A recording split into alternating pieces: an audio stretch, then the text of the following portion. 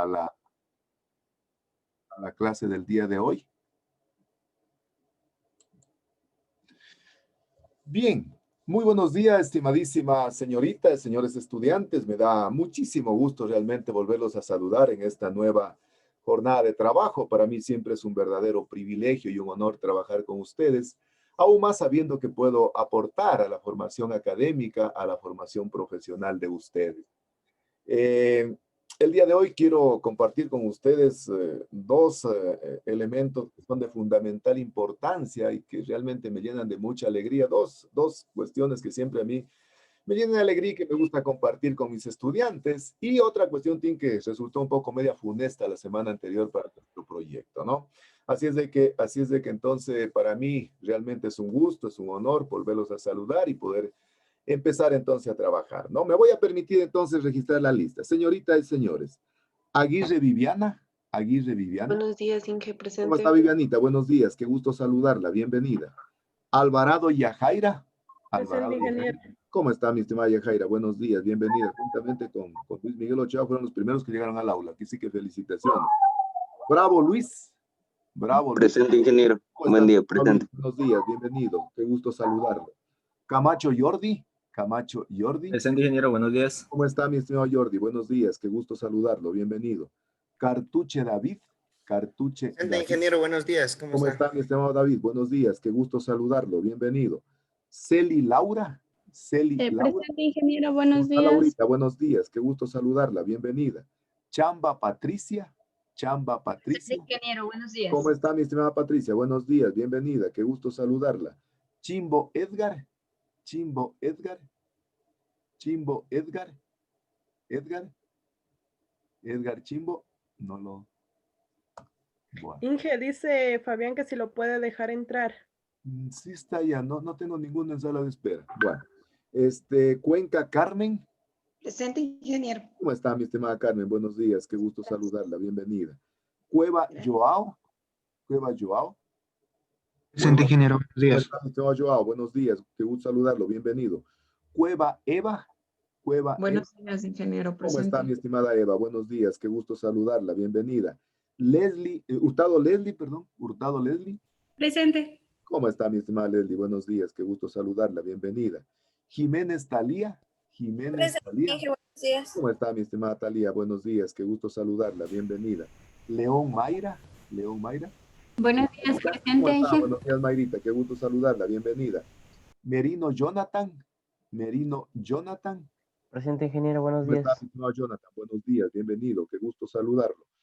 Ochoa Luis. Ochoa Luis. Presente, ingeniero, buenos ¿Cómo está, mi días. estimado Luis? Felicitaciones, el primero que yo hago al aula. Robles Ana. Robles Ana. ¿Cómo está, Anita? Buenos días, qué gusto saludarla, ya la oí. Buenos días. Romero Fabiola. Romero Presente, Fabiola. ingeniero, ¿Cómo está, buenos días. Fabiolita? Qué gusto saludarla, buenos días, bienvenida.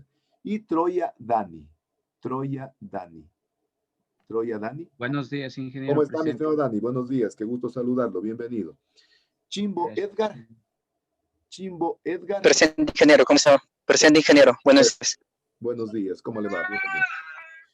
Muy bien, muy bien. Permítanme entonces reiterarles mi saludo y mi más cordial bienvenida a esta nueva actividad académica que está planificada para el día de hoy. Esperemos realmente que la planificación que hemos realizado para el día de hoy se pueda cumplir a cabalidad y que podamos cumplir con los objetivos que nos hemos propuesto en el sílabo, ¿no? A mí siempre me gusta compartir con mis estudiantes los conocimientos modestos de carácter profesional para de alguna manera incidir en la formación académica de los futuros ingenieros e ingenieras forestales, pero créanme lo que eso no me llena tanto, me llena más, digamos, contribuir y aportar a la formación personal de los estudiantes. Definitivamente yo soy un convencido, yo amo mi trabajo porque tengo la posibilidad de ponerme en contacto con seres humanos a quienes tengo la posibilidad de poderlos esculpir, de poderlos realmente moldear para que sean buenas personas, buenos seres humanos.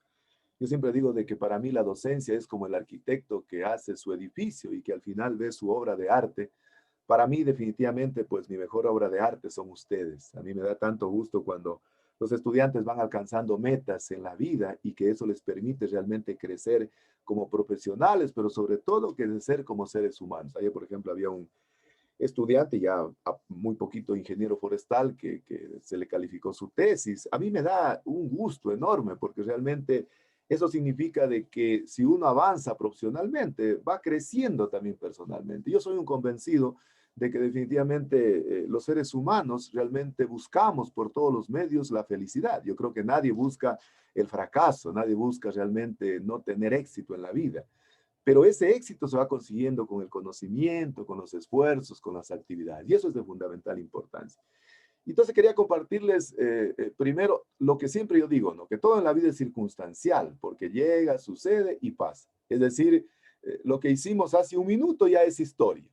Pero en buena hora que eso sea así, ¿no? Para que no se vaya quedando en la vida nuestra. Sería una cuestión eterna, ¿no? Y quería compartirles con ustedes que la semana anterior, lamentablemente, tuvimos un acontecimiento un poco medio complejo para el proyecto nuestro. Y definitivamente fue algo que me marcó y estaba un poco, no sé, bajoneado, porque el día miércoles en la tarde, nosotros siempre nos reunimos el equipo de investigación los días miércoles, y la ingeniera Magalita, que es la que trabaja conmigo en el laboratorio, pues ellos ya están asistiendo en la mañana, asisten desde las 8 de la mañana, creo que hasta la 1 de la tarde, y tarde hacen teletrabajo. Entonces me comenta, bueno, estuvimos en la reunión en la mañana, igual del equipo técnico, no sabía absolutamente nada, y justamente hoy 8 días estaba ayudando a la clase a ustedes y la ingeniera me llamaba insistentemente por el teléfono. Yo generalmente cuando estoy en clase no contesto el teléfono ni tampoco estoy en el chat, porque definitivamente por una norma del elemental respeto para ustedes y también para mí, ¿no? No le pude contestar, pero terminé la clase y la llamé y me dice, ingeniero, sabe de que tengo que darle una noticia muy triste, dice. Ustedes conocen el invernadero donde está dentro del vivero forestal de la carrera, ¿no? Que está frente al laboratorio. Y justamente dice, ingeniero, sabe que estaban cortando unos árboles de eucalipto. Dice, y yo el día miércoles en la mañana que me fui hasta la 1, todo quedó normal. Pero el día jueves me avisa de que en la tarde han cortado unos árboles y los árboles caen sobre el invernadero y lo destrozan. O sea, prácticamente quedó en soletas, quedó totalmente destruido, se destruyó el plástico, se destruyó toda la cobertura metálica, se destruyó el sistema de riego, que era un sistema realmente por nebulización y que es de fundamental importancia para los procesos de adaptación de vitroplantas. Se destruyeron todos los equipos. Recuerdo que hace unos 3 años, cuando inicié el segundo proyecto de Cinchona, aprovechando la coyuntura que tenía de un amigo en Costa Rica, me dio una idea de poder hacer unos germinadores de subirrigación para lograr tener mayor adaptabilidad de las plantas. Bueno, tratamos de conseguir esos germinadores de subirrigación y fue imposible conseguirlo acá, solo había para Costa Rica y no había cómo importar. Entonces me dice mi amigo, dice, mira, sabes de que trata, dice, de ver si los puedes hacer construir. Entonces, aprovechando la habilidad de un amigo que trabaja en esto de aluminio y vidrio, hicimos dos subirrigadores en donde hicimos algunas tesis incluso. Bueno, lo cierto es que se destruyen los subirrigadores, se destruyen todas las plantas, o sea, totalmente. Cuando yo vi las fotos, definitivamente me horroricé y tuve pena porque se terminaba el esfuerzo, miren, de muchos años de investigación, prácticamente de toda mi vida de investigación se terminaba, ¿no? Bueno, pusimos un oficio al señor rector, al señor decano, para que se hagan las investigaciones del caso. Ojalá se pudiera por lo menos recuperar algunas cosas que están ahí. Está absolutamente todo perdido. Incluso tenía una niña que estaba queriendo apuntar a hacer una tesis en el invernadero, haciendo adaptación de vitroplantas. Así que la llamé al siguiente día, le digo, va a ser imposible poder cumplir con su tesis porque necesitamos del invernadero para hacer. Bueno, todo cierto que ya pasó aquello. Y bueno, yo soy profundamente creyente como mi mamá, y si alguien no lo es, por favor me hace la fineza de disculparme. Y entonces los compañeros que tienen la cámara apagada, si pudieran prenderla, a mí me da la impresión de que no quieren que los vea o no estuvieron en el encuadre. Y definitivamente ya pusimos las reglas claras del juego. Entonces, no me gusta a mí estar volviendo a repetir las cosas. Y definitivamente son cosas que a mí no me gustan.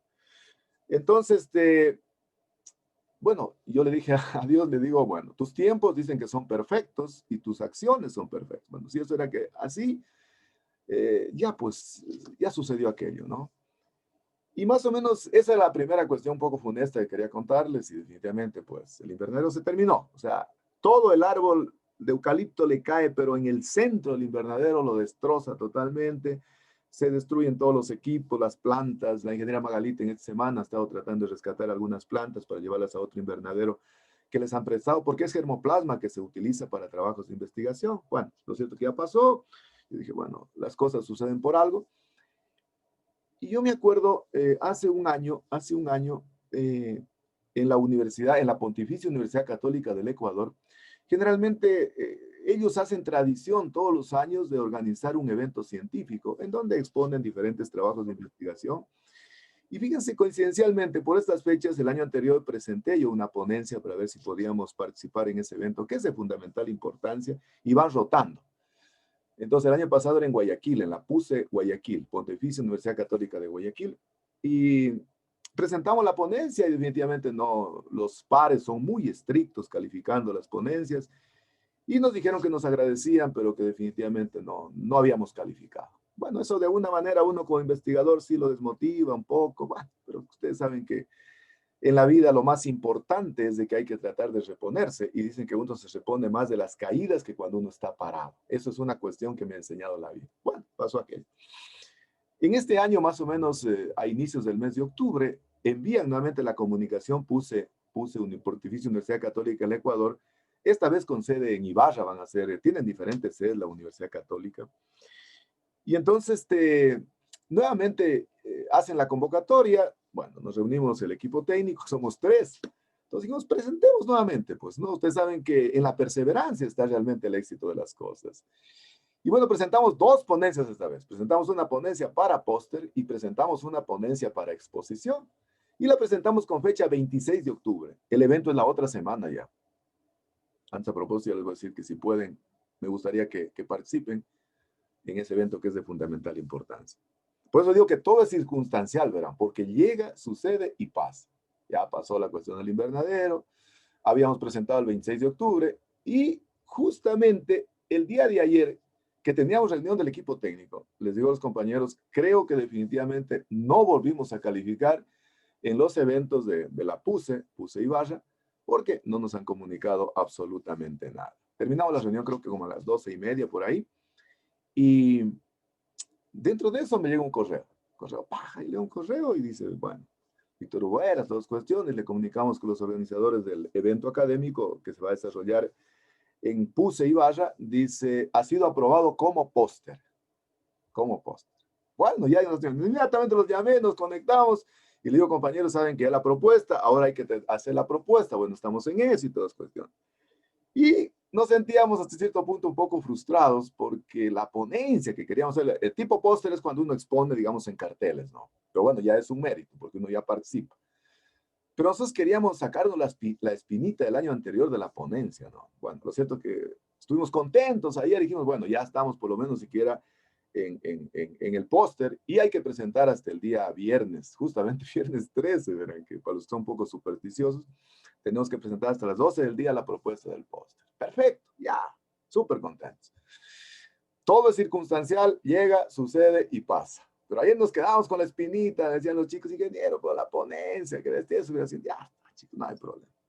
Hoy en la mañana, 5:30, que yo generalmente ya estoy ubicándome acá y todas cuestiones, reviso mi correo aquí en la computadora y veo un correo que decía urgente, ahí veo, lo abro y dice Víctor Hugo Heras, y todos los organizadores de PUCE Ibarra de la Pontificia Universidad Católica, le comunicamos a usted que su ponencia ha sido aceptada para que sea presentada como exposición.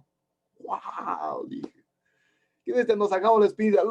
Esperé que sea más o menos a las 7 de la mañana y los llamé a mis compañeros, a uno decía, creo que todavía estaba recién, que se yo, desayunando y todas cuestiones, les digo, saben que nos han calificado y todas cuestiones. Bueno, entonces, esa es definitivamente satisfacción que uno tengo. Y la otra satisfacción que tenía era que quería participarles a mis estudiantes. Para mí, definitivamente, yo considero que desde mi modesta manera de pensar, los estudiantes son la piedra angular en el proceso de enseñanza-aprendizaje.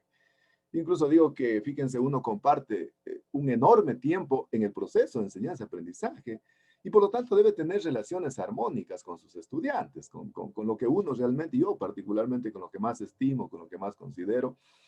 Y entonces quería contarles a ustedes aquello y bueno, si pueden me hacen la fidencia de acompañarme la próxima semana porque es el 19 y 20, justamente creo que va a ser la próxima semana.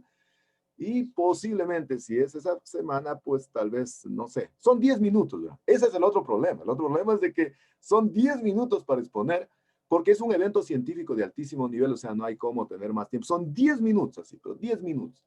Entonces, bueno, tengo que en este fin de semana preparar la propuesta porque la ponencia hay que presentar hasta el día lunes. Y bueno, los quería invitar si de repente pueden, lógicamente no se les cruza con sus horarios. Si es en mi clase, sí, obligatoriamente tienen que estar porque voy a hablar de hormonas, voy a hablar del ácido indolacético, voy a hablar de ANA, ácido nataleno-acético, voy a hablar de todo. Y si realmente es en mi clase, ahí sí les voy a tomar como lección para que realmente aprendamos lo que se va a exponer ahí, ¿no? Entonces, y la otra, pues, la alegría inmensa de podernos conectar con ustedes. O sea, yo siempre digo de que, fíjense, qué triste que sería el proceso de enseñanza-aprendizaje sin estudiar. Bueno, a mí me gusta un poco irme perfeccionando en esto porque yo no manejo mucho. Recuerden que yo soy un migrante de la tecnología, ustedes son nativos. Entonces a mí me toca aprender, posiblemente lo que ustedes aprenden en un segundo, yo lo aprendo en un día.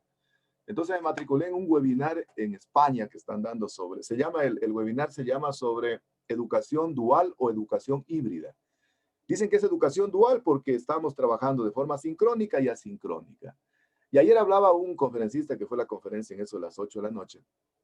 Decía de que en España, ¿verdad? Está hablando de España. Decía que definitivamente en España el Ministerio de Educación está dando una apertura así, pero grande, a materias de motivación. Fíjense, a materias de motivación. Porque dice que realmente la sociedad está atravesando por una crisis social, por una crisis realmente motivacional. Motivacional. Entonces decía este conferencista, decía anoche, que de manera particular en España están dando una apertura a la cuestión de la motivación. Y él de alguna manera dijo algo con la cual yo comulgo plenamente. Y dijo, miren señores docentes, porque es un curso para docentes de todo el mundo, ¿verdad? Miren señores docentes, o sea, no estén tan afanados en enseñar, porque uno puede aprender. Miren, ustedes ahorita están aprendiendo muchas cosas en este webinar. No se afanen mucho en enseñar contenidos, en enseñar, no sé, fórmulas. Afánense en tratar de transmitir valor, en tratar de transmitir motivación, en tratar de que los estudiantes cada vez tengan alegría y gusto de llegar al aula. Que no se convierta en una camisa de fuerza. Que no digan, oiga, ¿sabe que yo tengo que ir porque me toca? Entonces decía ayer este conferencista, dice, España está interesado en aquello.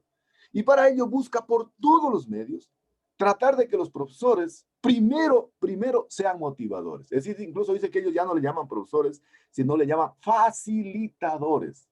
Facilitadores. Facilitadores del aprendizaje. Y bueno, y después otra conferencia que hubo después, alguien comentaba sobre la misma línea de la motivación. Y decía que al menos en Europa hay una tendencia de que los jóvenes de 23 y 25 años prácticamente lo han vivido todo. Han viajado por el mundo, han tenido todo lo que ellos han querido desde el punto de vista material, pero dice que no tienen lo más importante que es el afecto y el amor. Fíjense, en Europa, ¿verdad? Dice que, bueno, Madrid dice que tiene Wi-Fi, todo Madrid, gratis, ¿verdad? Dense cuenta. Entonces dice, tienen absolutamente todo. Se ha perdido la comunicación, se ha perdido el diálogo en las familias, toda la comunicación es monosílaba, absolutamente toda. Se ha perdido todo. Pero aquí viene lo más duro y lo más grave. Y que verán que de alguna manera no se aleja también mucho, posible no con la misma dimensión de la realidad nuestra. Y decía que se han incrementado enormemente la cantidad de suicidios juveniles. ¿Y por qué decía él? Decía porque a los 23 o 25 años, ese joven, hombre o mujer, lo ha tenido todo. Ha viajado por el mundo entero. Ha tenido, qué sé yo, los mejores gustos materiales en vehículos. Ha tenido un Mercedes-Benz. Ha tenido, no sé, un BMW, pero de último modelo. Y dice, llega un momento en el cual y dice, oye, yo no tengo nada que hacer en el mundo ya. Yo he dado todo, y he tenido todo. Entonces, no me queda otra alternativa que desaparecer de acá. No me queda otra alternativa. Y entonces dice, prácticamente, esa es la razón por la cual España, y creo que gran parte de los países de la Comunidad Europea, están buscando por todos los medios contar con facilitadores del aprendizaje.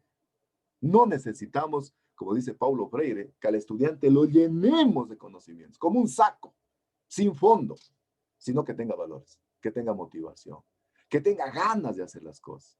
Y yo les digo sinceramente, yo por eso amo mi trabajo, porque trabajo con seres humanos maravillosos como ustedes.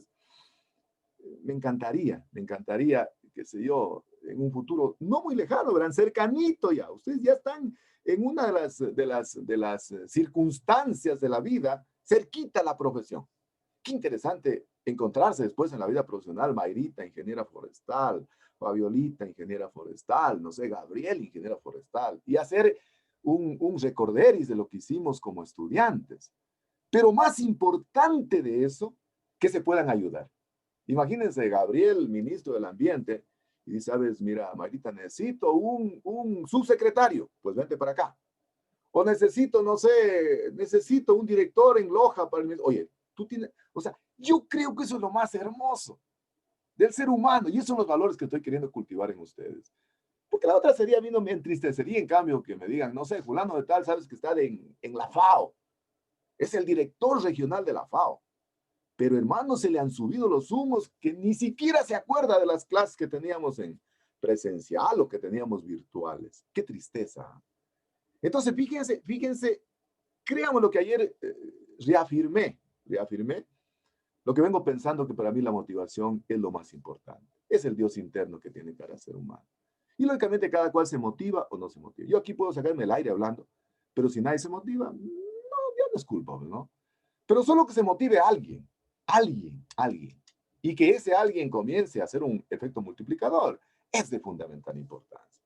Miren, por ejemplo, el caso de Mayrita, el caso de Carmita, que ellas son madres de familia, posiblemente van a entender en mayor medida lo que estoy diciendo. Imaginen lo que es, decía este expositor el día de ayer, de que los suicidios juveniles, 25 años, la gente está empezando a vivir, pero ella lo ha tenido todo. Ella no necesita absolutamente nada, y por lo tanto no le encuentra sentido a la vida.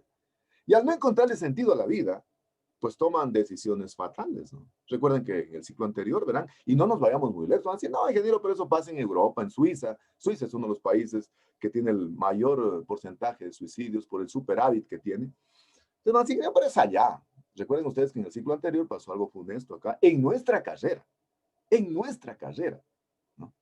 Entonces, chicos, para mi modesta manera de pensar, a mí me interesa que ustedes sean extraordinarias personas, que tengan la posibilidad de ayudarse, que no tengan la posibilidad de impresionar. Yo siempre digo aquello, no impresionar, inspirar. Inspirar amor, inspirar confianza, inspirar ternura, inspirar solidaridad, inspirar valores. Fíjense que la apariencia no hay que confundir con la esencia. Cuidado, ¿verdad? Cuidado. La apariencia no se puede confundir con la esencia. Y decíamos que la esencia es lo más importante en la vida. ¿Se acuerdan lo que decía Facundo Cabral? Que lo invisible a los ojos del ser humano es lo más importante. Prueba de ello es el amor. El amor usted no lo puede ver, pero lo puede palpar, lo puede percibir, lo puede advertir. Y generalmente para mí eso es lo más importante. Y bueno, eso quería compartir con mis estudiantes, con mis forestales, porque yo los veo ya, ingenieros e ingenieras forestales, el joven que el día de ayer exponía su tesis. Yo le di clase igual así como ustedes en primer ciclo. Y creo que le debe haber dicho algo así, pero no tan, posiblemente tan contundente como ahora soy. Y ya ayer ya prácticamente, qué sé yo, en unos 3 semanas más ya es ingeniero e ingeniera forestal. Hoy una niña tiene que hacer tesista conmigo, expone su tesis también a las 11, creo que es, a las 11, expone su tesis. Entonces miren chicos, para que vean que existe motivación. Antes me decía Luis Miguel, me decía de mañana, estábamos conversando con él porque llega prontísimo a la clase, me decía, ingeniero, ahí vamos, dice, chuta, sí, ahorita son las verdes, ¿no? Pero ya vendrán las maduras, ¿verdad? Ya vendrá la época en la cual esto no es eterno, todo es circunstancial, llega, sucede y pasa, y algún rato van a tener la posibilidad de laurearse, algún rato van a tener la posibilidad de hacer efectivo sus sueños, sus aspiraciones, ¿no? Yo por eso digo que Mayrita y Carmita me entienden más todavía, porque ellos ya son dadoras de vida. Y yo creo que el sueño más hermoso de ellos, no puedo jamás estar equivocado, es de que sus niñas o sus niños, chuta, tengan el éxito esperado. Yo creo que ningún padre quiere que su hijo o su hija sea un fracasado en la vida. Yo no conozco a nadie, al menos. Entonces, eso para mí es lo más importante y eso siempre me gusta transmitirles, este tipo de cosas. Bien, ahora sí vamos a lo que viene, ¿no? Vamos entonces ahora sí ver la planificación académica de la asignatura.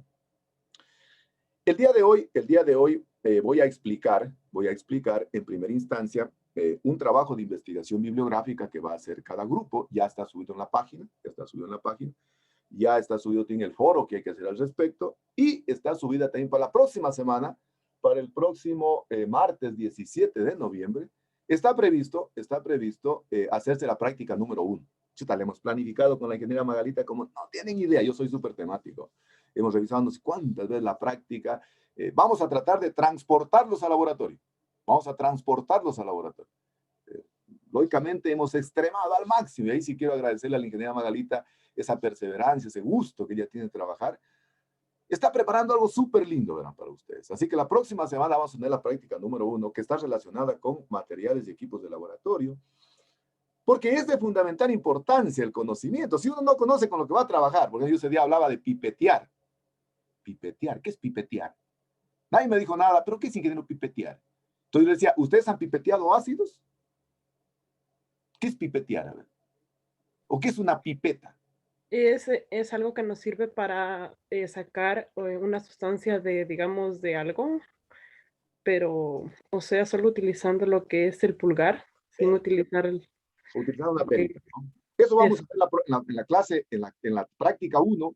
Vamos a ver entonces todo lo relacionado con materiales que se utilizan desde el punto de vista séptico para poder completar el contenido que vimos en la clase anterior de esterilización de vidriería. Entonces vamos a ver eso. Entonces el próximo martes 17 vamos a hacer la práctica 1.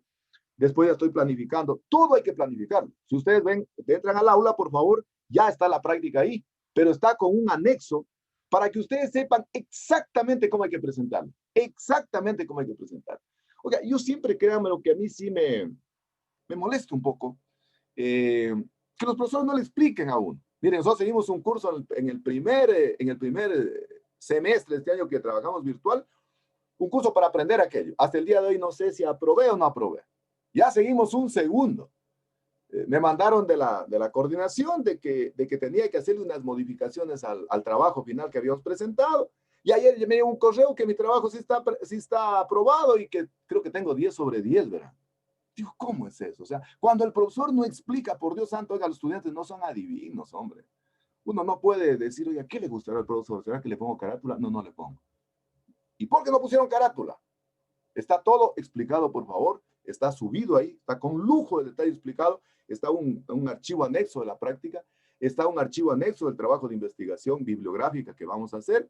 Y eso lo voy a explicar el día de hoy. Entonces, repito otra vez, la próxima semana, martes 17, ¿no? Está previsto la práctica número 1 y estoy planificando ya la práctica 2 y 3. Damos 3 prácticas en la asignatura. Voy a dar 3 prácticas en la asignatura, apoyados y dirigidos por mí y por la ingeniera Magalita Yaguana, para poder montar un trabajo de investigación tipo estudio de caso. Eso estoy un poco por ahí, bueno, planificando, todavía no tengo mucho claro, pero ya la práctica 2 ya la estoy planificando, porque todo hay que planificarlo. Miren, es muy fácil, me va a decir, práctica 2, háganla. Y dice, ¿cómo hay que hacerla? Y oye, ¿qué hay que presentar? No. En la práctica está explicado absolutamente todo cómo vamos a hacer. Hacemos la práctica 2, la práctica 3 luego, ¿no? Y luego, en función de eso, quedamos listos para poder hacer un estudio de caso. Entonces, voy a tratar de ver si el jueves posiblemente les dejo un poquito más de tiempo para que puedan hacer. El tiempo está larguísimo, ¿verdad? Pero voy a primero ver el asunto de la investigación bibliográfica. La investigación bibliográfica ya no es cualquier cosa, ¿verdad? Ya no es como ir consultar, control C y control V. No. Primero tiene que ser un trabajo de investigación de 6º ciclo. Ustedes no están ni en primero ni en segundo, están en 6º ciclo. Ya son cuasi ingenieros e ingenieras forestales. Tiene un trabajo que se llama investigación bibliográfica. Tiene que ser una investigación bibliográfica de primer orden. Y la exposición ni se diga. La exposición incluso van a disponer de 15 minutos. El trabajo de investigación no es para la próxima semana, ni tampoco para el jueves. Es para el 8 de diciembre. Fíjense, 8 de diciembre. Es decir, va a haber el tiempo más que suficiente, pero para hacer una presentación de primera. Yo le digo sinceramente, a mí me gustan las cosas de calidad. Yo soy medio temático, para mí no hay blanco ni negro, para mí no es bueno, tiene que ser perfecto, hay que ser perfectible. Ese trabajo de investigación tiene que ser perfecto. Y tienen que participar en un foro, en un forito, ¿no? De lo que aprendieron en el trabajo de investigación bibliográfica, ¿ya? La práctica 2, en cambio, la práctica 1, perdón, en cambio está para el 26 de noviembre. Todo hay un tiempo prudencial para que no se le acumulen los trabajos también. Oiga, yo creo lo que sí a mi angustio con los estudiantes pobres que tienen tantas asignaturas y que tienen tantos trabajos y que les toca presentar de la noche a la mañana. No, todas las tareas están planificadas, cronometradas para que no se les cruce, pero por favor háganlas. Háganlas bien, aseguren que puedan subir al sistema y todas cuestiones. Entonces, en primera instancia, me voy a permitir entonces explicar la práctica, y luego voy a explicar el trabajo de investigación que tienen que hacer para que de esa manera conozcan todos. Y en segunda parte, ustedes dijeron, ya se olvidó las preguntas introductorias. No, vamos a dejar en la segunda parte para revisar las preguntas introductorias. Ya está, pues, Jordi ya está con las preguntas ahí. Entonces, la ventaja de tener, miren, un asistente extraordinario. En Cuba, verán, habían asistentes del profesor, que eran estudiantes fabulosos, oiga, que apoyaban al profesor. Yo me acuerdo que mi tutor, el director de mi tesis, tenía un asistente estudiantil que cuando yo recién llegué a Cuba, se llamaba Roberto Márquez, nunca me olvidé de Roberto Márquez. Cuando yo recién llegué a Cuba, me presumió Roberto. Yo pensaba que Roberto era profesor mío. Yo pensaba que Roberto era mínimo ingeniero forestal, porque todos eran PhD, me acuerdo.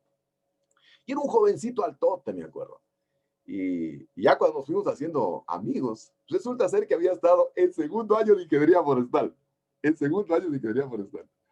segundo año, el currículo de Pinar del Río, donde yo estudiaba, era igual casi al que había en forestal. En segundo se daba dasometría 1 y en cuarto año se daba dasometría 2. Y recuerdo que nos pudimos empatar, digamos, sabiendo que él era estudiante y yo pensaba que él era profesional. Cuando un día me dice, oye, mi Víctor, tú has manejado dasometría. Le digo, yo soy técnico de dasometría. Dice, ayúdame con unas tareas. Le digo, ¿cómo tareas? Estoy en segundo año de ingeniería forestal. Entonces, necesito estudiantes asistentes y mi mejor asistente es Jordi, ¿no? Ahí está con las preguntas listas ya. Entonces, voy a compartir en pantalla. Entonces, la primera parte, que tiene que ver con la práctica, para que ustedes vean cómo la vamos a desarrollar. Por favor, me dan siempre un comprendido para más o menos ir viendo. Entonces, ¿están viendo la práctica? ¿Sí están viendo? Sí, ahora Sí, se ve. ingeniero, Muy bien. sí se ve.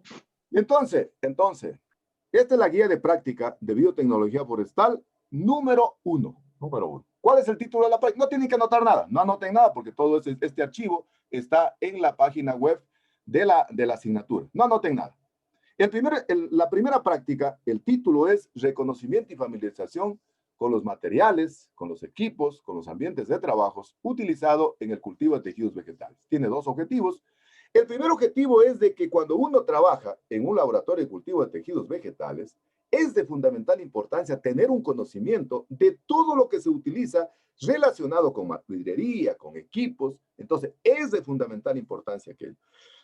Esto les voy a explicar entonces la ingeniera Magalita la próxima semana, ¿no? Y el segundo objetivo, en cambio, para poder garantizar condiciones de asepsia. Recuerden ustedes que decíamos de que las condiciones sine qua non para hacer cultivo de tejidos es asepsia. Y debe ser no solo desde el medio de cultivo, desde el agua, desde la vidriería, desde los plantas, sino también las adecuaciones. Entonces vamos a ver en el segundo objetivo qué requisitos debe cumplir un laboratorio de cultivo de tejidos vegetales para poder realmente trabajar en condiciones de asepsia. Aquí están los materiales que la ingeniera va a explicar la otra semana con lujo de detalles. Les va a ir explicando cada uno de ellos. Están los materiales de vidriería, materiales de disección, material fungible. Si no está tal vez en el glosario fungible, algo de carácter desechable. Fungible, algo de carácter desechable. Fungible, algo de carácter. ¿Sí está? Ya. Equipos, lo que vimos la clase anterior, autoclave, estufa, va a explicar. Bueno, aquí más equipos que hay y el procedimiento. La ingeniera va a ir explicando, ¿no? Cada uno de ellos.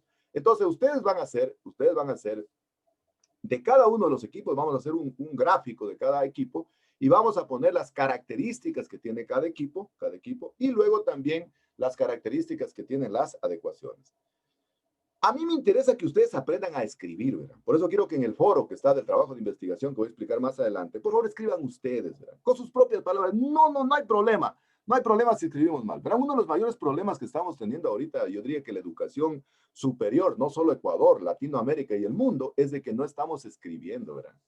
Y yo les contaba alguna vez de que para poder escribir, alguna vez un estudiante dijo, hay que saber, para poder escribir y a poder hablar, hay que leer. Y si no leemos, definitivamente la cosa se vuelve complicada, ¿verdad? Entonces yo quiero, por favor, que ustedes aprendan a escribir. Por favor, no se preocupen, son 10 líneas, ¿verdad? En el foro, 10 líneas tienen que participar, pero escrito por ustedes. No hagan control C, control V, por favor. Uno de los mayores problemas que estamos teniendo ahora en la educación superior es de que los estudiantes no pueden pasar la parte cognitiva que está en el cerebro, ponerla realmente en un papel. Entonces, por favor, escriban ustedes, ¿no? Escriban ustedes. ¿Cómo hay que presentar la práctica? La práctica es de carácter individual, tiene 4 puntos, ¿no?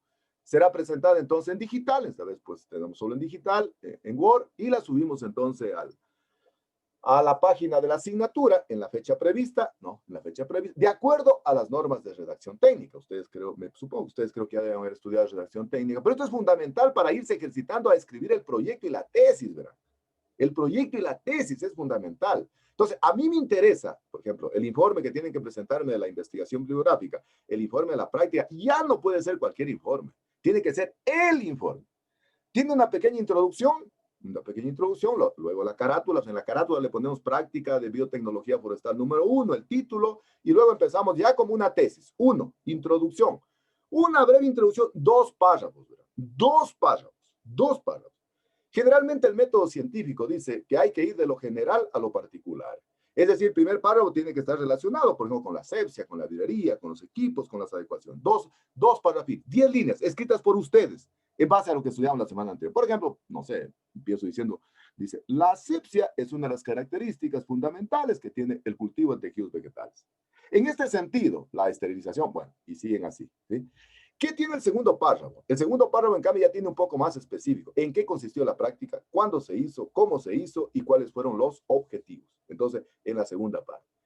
Luego vamos a incluir una pequeña revisión de literatura, pequeña, de 2 a 3 hojitas máxima, de 2 hojitas mejor, 2 hojitas, sobre la práctica que hemos hecho. Entonces, una pequeña revisión de literatura. Luego, en la metodología, vamos a hacer el dibujo de cada uno de los equipos que vean, de los materiales de la librería, y vamos a poner su descripción. ¿Estamos? Y aquí está la bibliografía, si tal vez quieren consultarla. Entonces, en eso va a consistir la práctica de la siguiente clase, que va a ser entonces el día martes 17 de noviembre. ¿Estamos? ¿Te entendido? Ingeniero, yo le tengo una consultita. Claro, Nos dijo con todo que tenemos gusto. que hacer en el trabajo introducción, en el primer párrafo algo de la importancia y en el segundo algo como que redactando la fecha y también incluyendo Exacto. los Por ejemplo, objetivos, a ver, Fabiolita es, ¿no es cierto? Fabiolita es. Sí, ingeniero. El primer párrafo, por ejemplo, habla de la importancia de la asepsia, la importancia de la vidrería, la importancia de las adecuaciones, dice. Punto aparte, en este contexto, ¿no? La práctica número 1 se realizó, qué sé yo, el día martes 17 de noviembre en el laboratorio de micropropagación, le pone.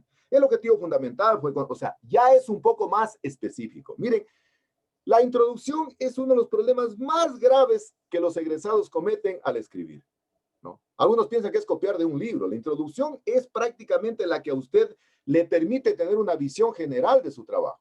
Si usted escribe bien la introducción, la gente se anima a leer su trabajo. Si no escribe bien la introducción, la gente ni siquiera lo va a leer, ¿verdad? Entonces, la introducción va de lo general a lo particular, Fabiolita. ¿Está entendido? Fabiolita. Sí, ingeniero, muchas gracias. Muy bien, entonces está claro. Entonces, la próxima semana... Respecto a la metodología, discúlpeme, ingeniero, son gráficos, ¿verdad? Hechos por nosotros mismos. Gráficos, usted lo pone en la descripción. Recuerden siempre algunas normas de redacción técnica, que supongo ustedes ya las saben, pero tal vez les recuerdo nomás. La redacción técnica siempre dice que hay que escribir en tiempo pasado. Es decir, si usted hacía, ya pasó. El día que termine la práctica, entonces se realizó, se efectuó. O sea, hay que redactar en tiempo pasado, ¿verdad? La redacción técnica es en tiempo pasado. La presente investigación se realizó, no se realizará, ¿no? Primera cuestión, la redacción en tiempo pasado. La redacción no puede ser personalizada. Siempre cuando se escribe técnicamente, tiene que escribirse en tercera persona. Es decir, no puedo poner, por ejemplo, realizamos, hicimos, metimos, sacamos, inoculamos. No, se realizó, se inoculó, se esterilizó, se colocó. Eso es técnico, ¿sí? Eso es técnico, entonces, alguna cosa. Quiero que escriban ustedes, ¿sí? pero de manera concreta, de manera concreta. Vamos a poner el equipito, ponen las características y de esa manera vamos cumpliendo los objetivos. Y al final pueden poner unas, no sé, unas 2 conclusiones o recomendaciones, pero de la práctica. No me pongan recomendaciones como las que dice, se recomienda llevar la bata de laboratorio. No, eso no es recomendación ni conclusión, porque una conclusión podría ser, por decir algo, no sé, la vidriería es recomendable esterilizarla en un estufa a 120 grados centígrados, 1,5 kilogramos por centímetro cuadrado de presión y durante un tiempo de 20 minutos, ¿no? Es decir, conclusiones de la práctica. Yo he visto que en algunas, bueno, ustedes no, los chicos cuando están en primero ponen llevar al puer, qué sé yo, la brújula. No, eso no es. O sea, tiene que ser de la práctica. ¿Estamos? ¿Está claro? ¿Está claro?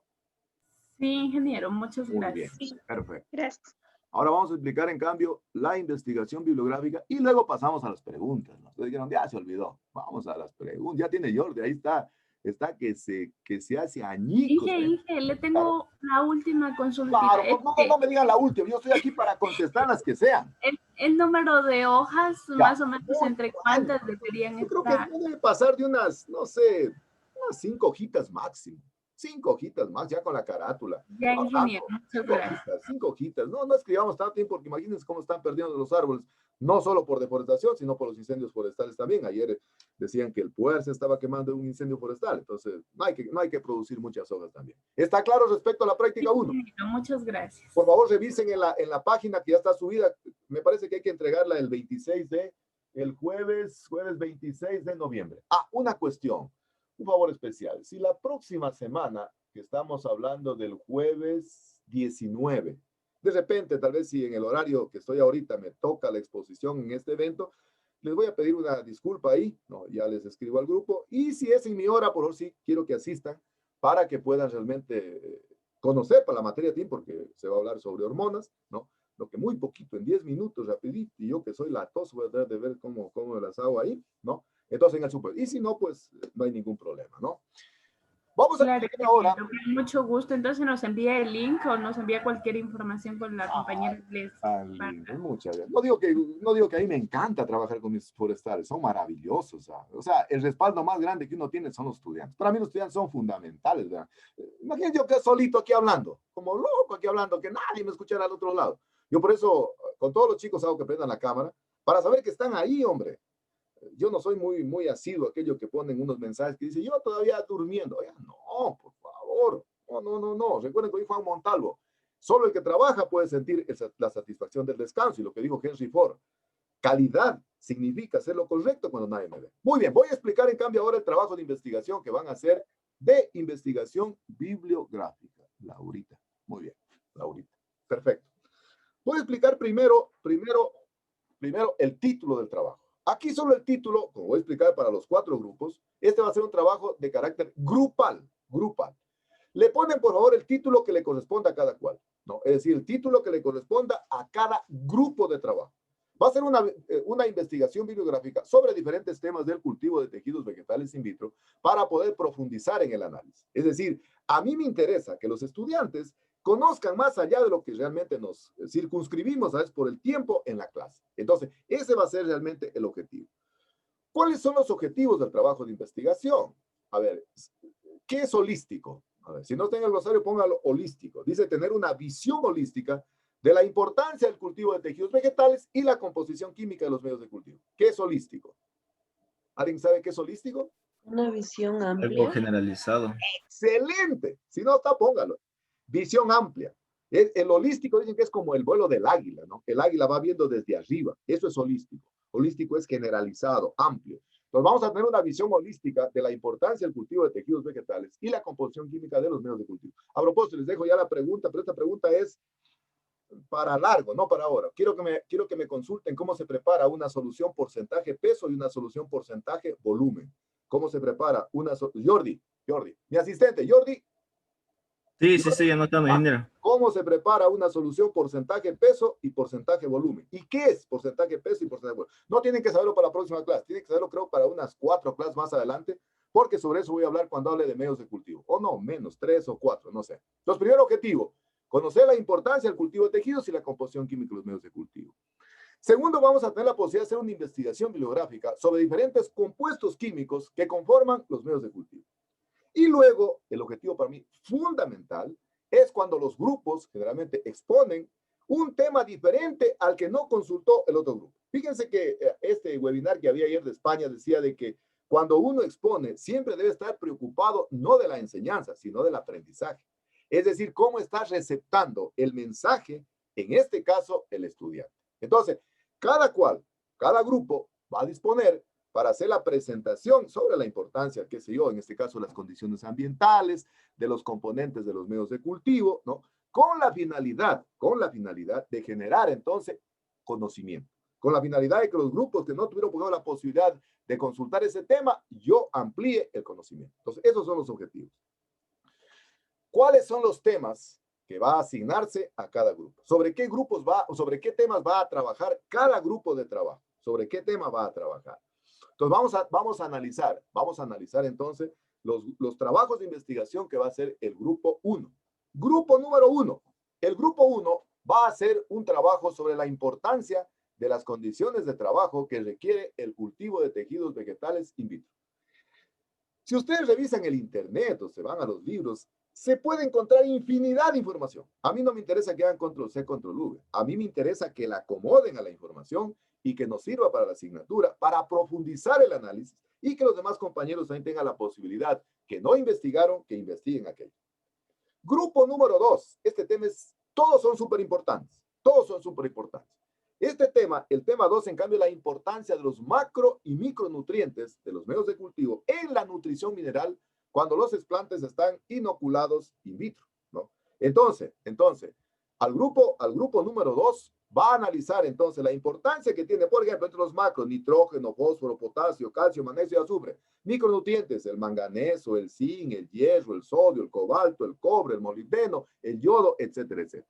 Es decir, la importancia que tienen los macro y micronutrientes, ¿no? Y aquí pueden hacer una referencia a cómo nacieron los medios de cultivo, etcétera, etcétera.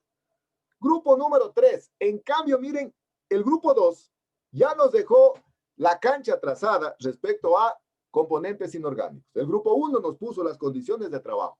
El grupo 3, en cambio, va a trabajar ya con compuestos orgánicos, la importancia que tienen las vitaminas, la importancia que tienen los reguladores del crecimiento, la importancia que tienen los carbohidratos y los aminoácidos, es decir, los compuestos orgánicos en la nutrición mineral de los explantes inoculados in vitro. Ayer estaba revisando un trabajo de investigación de una de las tesistas que justamente el día de hoy va a ser calificada. Y entonces estaba revisando las concentraciones hormonales de los reguladores de crecimiento, la concentración de carbohidratos, la concentración de aminoácidos, y es de fundamental importancia. Entonces, el grupo número 3, en cambio, va a trabajar con compuestos orgánicos y nos va a ampliar el conocimiento. Y el grupo número 4 va a trabajar en un tema que es fabuloso, y que por eso decía que yo lamentaba que se nos perdió el invernadero, porque en el invernadero se hace, en cambio, la importancia de las condiciones ambientales y se van a referir básicamente a 3 condiciones ambientales: a la importancia que tiene la temperatura, la humedad relativa y la luz en el proceso de adaptación a condiciones in vivo o, para el glosario, ex vitro. ¿Qué quiere decir ex vitro? ¿Qué quiere decir ex vitro? Ex vitro. Fuera del ambiente que Fuera. provino de la condición in vitro. Fuera del vidrio. Es decir, en condiciones in vivo. Entonces, el grupo número 4, en cambio, nos va a hablar de las condiciones ambientales. 3 factores fundamentales: la temperatura, la humedad relativa y la luz. Y todo el proceso que hay que hacer para adaptar las vitroplantas a condiciones in vivo o a condiciones ex vitro. Entonces, ustedes se pueden dar cuenta, los 4 temas son temas que están íntimamente relacionados con los contenidos que vamos a ir analizando posteriormente pormenorizadamente. Yo voy a ampliar incluso algunos de esos temas para que de esa manera ustedes se puedan empoderar del conocimiento. Yo les decía a ustedes de que yo como docente trato de articular las mejores metodologías para que ustedes se puedan empoderar del conocimiento. ¿Están claros los temas? ¿Están claros? Sí, Sí, perfecto. Sí, ingeniero. El trabajo es de carácter grupal, hay que presentarlo en digital, en Word y PowerPoint, hay que subir en la fecha señalada, de acuerdo a lo que está previsto en la página web, nos está explicado con lujo de detalles la asignatura, 2 archivos, sube cada estudiante, solo con la diferencia que le pone grupo 1, grupo 2, grupo 3 o grupo 4 en Word y PowerPoint, ¿no? Sube cada compañero, por favor, pongan así, no me pondrán, y pongan en mayúscula, ¿verán? Recuerden, yo tengo 5 asignaturas, verán, y me llegan trabajos cantidad. Oiga, yo el correo no avanzo a revisar, verán, de la cantidad de trabajos que llegan. Y porque algunos ponen unos nombres inmensamente largos. Y definitivamente, créanme que la máquina no puede leer porque se pierde de la ruta. Entonces, por favor, suben 2 archivos de esa manera. Pero viene la parte más importante. Viene la parte de la socialización del trabajo, de la exposición del trabajo. Y aquí quiero que retroalimenten lo que ya vamos viendo a lo largo de las exposiciones que hay que ir mejorando. Y van a disponer de un tiempo de 15 minutos máximo para poder hacer la presentación. Entonces, traten, por favor, si son 5 estudiantes, traten de, por lo menos, quiera tener unas 2 o 3 láminas para exponer cada grupo, pero tomando en cuenta el tiempo y tomando en cuenta las reglas para poder elaborar láminas de PowerPoint que habíamos señalado. Seguimos. El trabajo entonces vale 4 puntos, la exposición vale 2 puntos, aquí están las fechas. El día de hoy estamos asignando para que pongan la carátula, jueves 12 de noviembre del 2020, fecha de presentación, martes 8 de diciembre del 2020. Así que a mí no quiero que se me anden quejando, que digan, hay tantos trabajos. No, no, todo está espaciado, todo está fríamente calculado. ¿Se acuerdan que en el encuadre yo les digo siempre de que para mí la filosofía de trabajo es planificación y orden? Mientras uno se planifique, mientras uno se ordene, el cerebro da para todo, ¿verdad? Entonces, pero tampoco se confíen, no porque la fecha está súper distante, 8 de diciembre, generalmente nos vayamos a distender, nos vayamos a relajar, o generalmente nos vayamos a confiar o dejar para el último. Recuerden que tiene que ser una exposición magistral y el trabajo tiene que ser extraordinario. Es una investigación bibliográfica, no es una consulta bibliográfica. Es diferente a una consulta bibliográfica. Una consulta bibliográfica cuando uno hace control C, control V y transcribe. Acá realmente debo considerar todos los elementos que está planteado dentro de los objetivos y dentro del trabajo. ¿Cómo hay que presentarlo? Esa es la otra cuestión. ¿Cómo presento? No sé si unos han presentado de una manera o se han presentado. No, no. El trabajo va a tener de 8 a 10 hojitas, no más. De 8 a 10 hojitas, ya pasadas en el Word. 8 a 10 hojitas en Word, ¿sí? Incluida ya la primera página, que es la carátula, donde está el título del trabajo de investigación bibliográfica, título. Por lo pondrán siempre grupo 1, grupo 2, grupo 3, grupo 4, su carátula, entonces hay fecha de asignación, fecha de presentación, la introducción. Estoy empeñado, créanmelo, estoy empeñado como docente de la universidad y particularmente de la carrera de mis forestales, de que mis estudiantes aprendan a escribir, ¿verdad? Definitivamente las personas aprendemos de 3 maneras, ¿verdad? De parte cognoscitiva, que son los contenidos que uno tiene en el cerebro, en la mente, desde el punto de vista psicomotriz o psicomotora, con las extremidades. Por ejemplo, hay gente que es muy prolija, no sé, para poder, no sé, hacer la disección de un tejido, para poder sacar un meristemo, para poder hacer una inoculación, o es muy experticia, qué sé yo, para cortar árboles, ¿no? Como los cortaron y se cayó encima del invernadero, no hubo experticia, o sea, no hay un conocimiento, en este caso, psicomotor. Y la tercera forma de aprender es a través de la parte afectiva. La parte realmente motivacional, la parte del corazón, dicen los pedagogos. Entonces, que se aprende cabeza, extremidades y corazón. Entonces, quiero que aprendan a escribir 2 párrafos. 2 párrafos. Cada grupo se reúne, hace su introducción en 2 párrafos. El primer párrafo general, el segundo párrafo ya específico. 10 líneas cada párrafo. Y dentro de la introducción van los objetivos. Luego sí viene el desarrollo del tema mismo, ya con numeración de títulos, subtítulos, con las citas bibliográficas, obligatorio, por favor, porque miren, por ejemplo, en la ponencia que me llegó hoy de mañana, me han puesto ahí, ingeniero, por favor, les ruego que considere las citas bibliográficas para evitar cualquier tipo de plagio. Verán que el plagio es penado por la ley ecuatoriana y generalmente tiene una infracción de carácter penal. Y lo penal realmente que obedece, verán, a privación de la libertad. Entonces, por favor, las citas bibliográficas, pero todas las citas bibliográficas que yo hago en el texto deben estar en la bibliografía, verán. Porque también se da el caso que algunos ponen las citas bibliográficas y no está en la bibliografía. Tampoco sirve, verán. 6 hojitas. Ese es el cuerpo del trabajo, entonces. Ese es el cuerpo del trabajo. Conclusión es una hojita sobre el trabajo, ¿verdad? Sobre el trabajo. No van a poner, por ejemplo, revisar de manera adecuada las páginas del internet. No, del trabajo, del trabajo. Recomendaciones opcional, si quieren lo ponen, si no quieren no lo ponen, puede ser una hojita. Y finalmente la bibliografía, de acuerdo a las normas APA que les digo, en donde todas las citas bibliográficas deben estar en la parte bibliográfica. ¿Estamos? ¿Está entendido? Sí, ingeniero, muchas gracias. Luego viene la bibliografía que está subida también en la página. Por favor, si usan páginas del internet que sean confiables, ¿no? Hay que acostumbrarse, miren, a trabajar con el Google Académico, ¿sí? Google Académico incluso que permite ir generando una bibliotequita virtual Miren, yo la verdad que no sé mucho yo internet, soy muy ortodoxo, soy antiguo, recuerden yo, y bueno, he aprendido un poco leyendo y todas cosas. Google Académico le permite, por ejemplo, a usted, bueno, usted ya tiene conocimiento de aquello, no me voy a dar a jactar de explicarles, pero a mí me gusta porque uno le interesa un tema, inmediatamente crea una biblioteca virtual. Y después, cuando tiene tiempo, lo revisa, lo revisa. Lo que generalmente a veces no permite el Google normal. Entonces, y además, indica la forma cómo quiere que lo cite el autor. Eso es fundamental, ¿verdad? Google Académico tiene esa característica. Dice, ¿cómo quiere que lo cite el autor? Y ahí sale. Lo cita de acuerdo a APA, de acuerdo a las normas del CATI, o sea, de acuerdo al método científico. Hay diferentes formas de citar. Entonces, aprovechen de que las páginas sean confiables. Muy bien. Éxitos en el trabajo, entonces está asignado el trabajo con el suficiente tiempo de anticipación para que de esa manera tal vez no me digan después que no han tenido tiempo, que no lo han podido hacer, etcétera, etcétera. Como producto de este trabajo, entonces hay que hacer un forito, ¿sí? Hay que hacer un forito que está explicado también ahí en la página. 10 líneas, ¿verdad? No quiero ni 20 ni quiero 7, 10 líneas, pero escritas por ustedes. Por poner ejemplo, vamos a poner, alguien le tocó el tema 3 de los reguladores del crecimiento. Tiene para escribir maravillas, pero escrito por ustedes. Por ejemplo, dice, los reguladores del crecimiento son compuestos orgánicos que cumplen dos funciones fundamentales en los tejidos.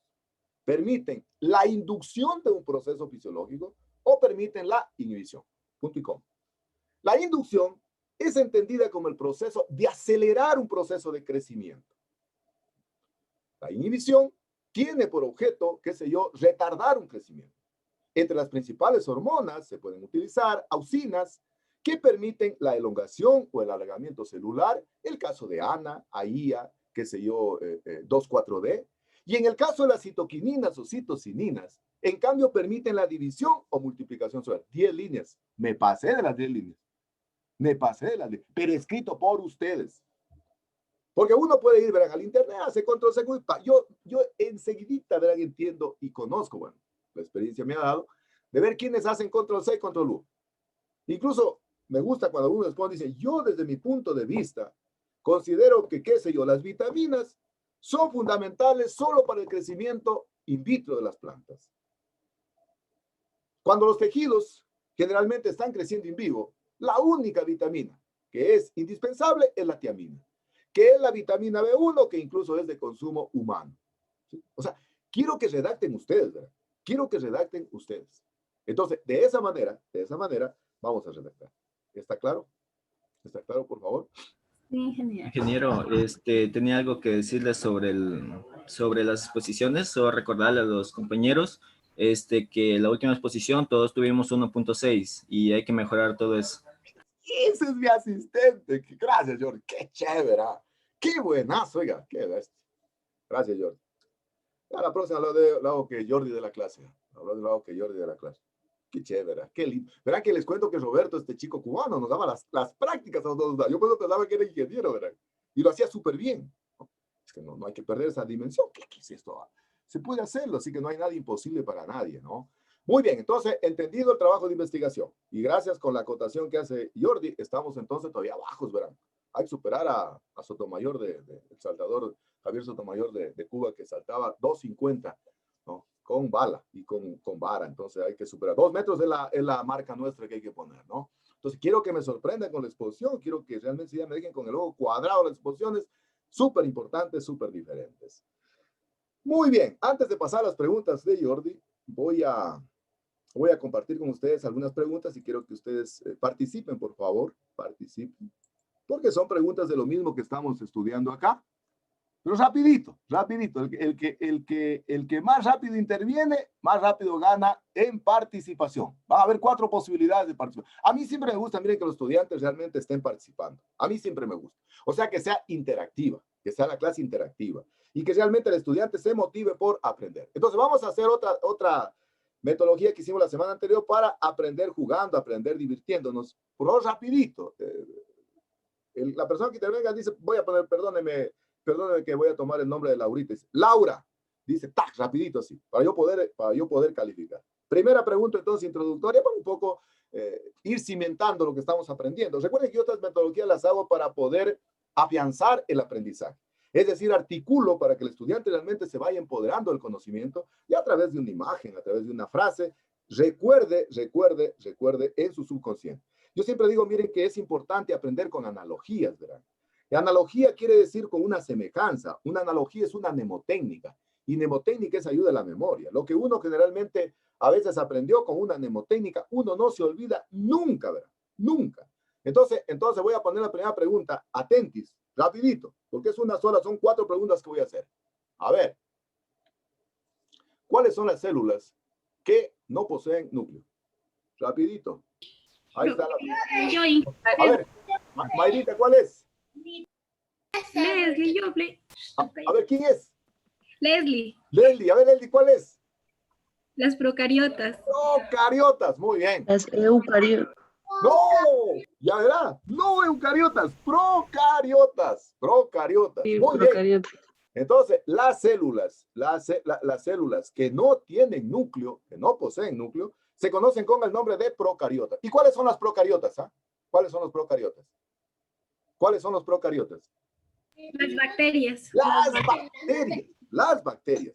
Y esa es la razón por la cual decimos que no hay una pared de división entre el citoplasma y el núcleo. No tienen entonces, no poseen núcleo los eucariotas, y los eucariotas realmente son los organismos inferiores.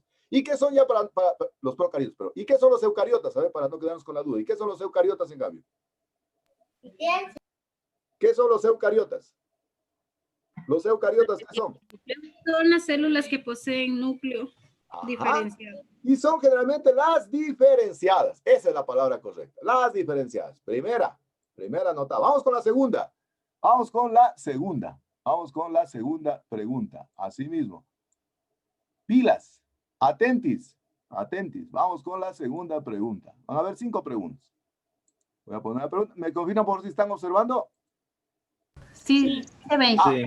Atentis, así mismo, rapidito, dice, por ejemplo, el nombre y enseguida participamos. ¿Quién sabe? Sabe. ¿Cómo se llama la unidad funcional más pequeña del ADN? 15 segundos para contestar. El gen. ¿Quién dijo? Luis Miguel, bravo. Sí, yo. Muy bien. El gen dijo Luis Miguel. ¿Alguien más? Sí. El ¿Quién más? gen. El gen. Entonces, Cromosoma. el gen, cromosoma no. Jonathan, cromosoma no. La unidad más pequeña funcional del ADN son los genes. Y eso generalmente lo que decimos que están en las células sexuales o las células haploides. Y esa es la razón por la cual cuando cada uno de los progenitores aporta un alelo, generalmente forma o lo que ya es una descendencia heterocigota o una descendencia homocigota. Decíamos que la descendencia heterocigota cuando los alelos son diferentes y la homocigota cuando los alelos generalmente son comunes. Y esa es la razón por la cual decíamos que la propagación vegetativa utiliza células somáticas y la descendencia tiene las mismas características. Entonces, el gen está dentro del cromosoma, claro. Y lógicamente los cromosomas, si ustedes ven ahí en la gráfica, la materia prima de los cromosomas, ¿cuál es? A ver, ¿quién se acuerda cuál es la materia prima de los cromosomas? ¿Cuál es el origen de los cromosomas? ¿Cuál es la génesis de los cromosomas? A ver, ¿cuál es? ¿Cuál es? ¿Quién se acuerda? ¿Cuál es el origen de los cromosomas? A ver, hasta yo pasar a la otra pregunta. ¿Cuál es el origen de los cromosomas? Ya pasó. ¿Cuál es el origen de los cromosomas? ¿La combinación de genes?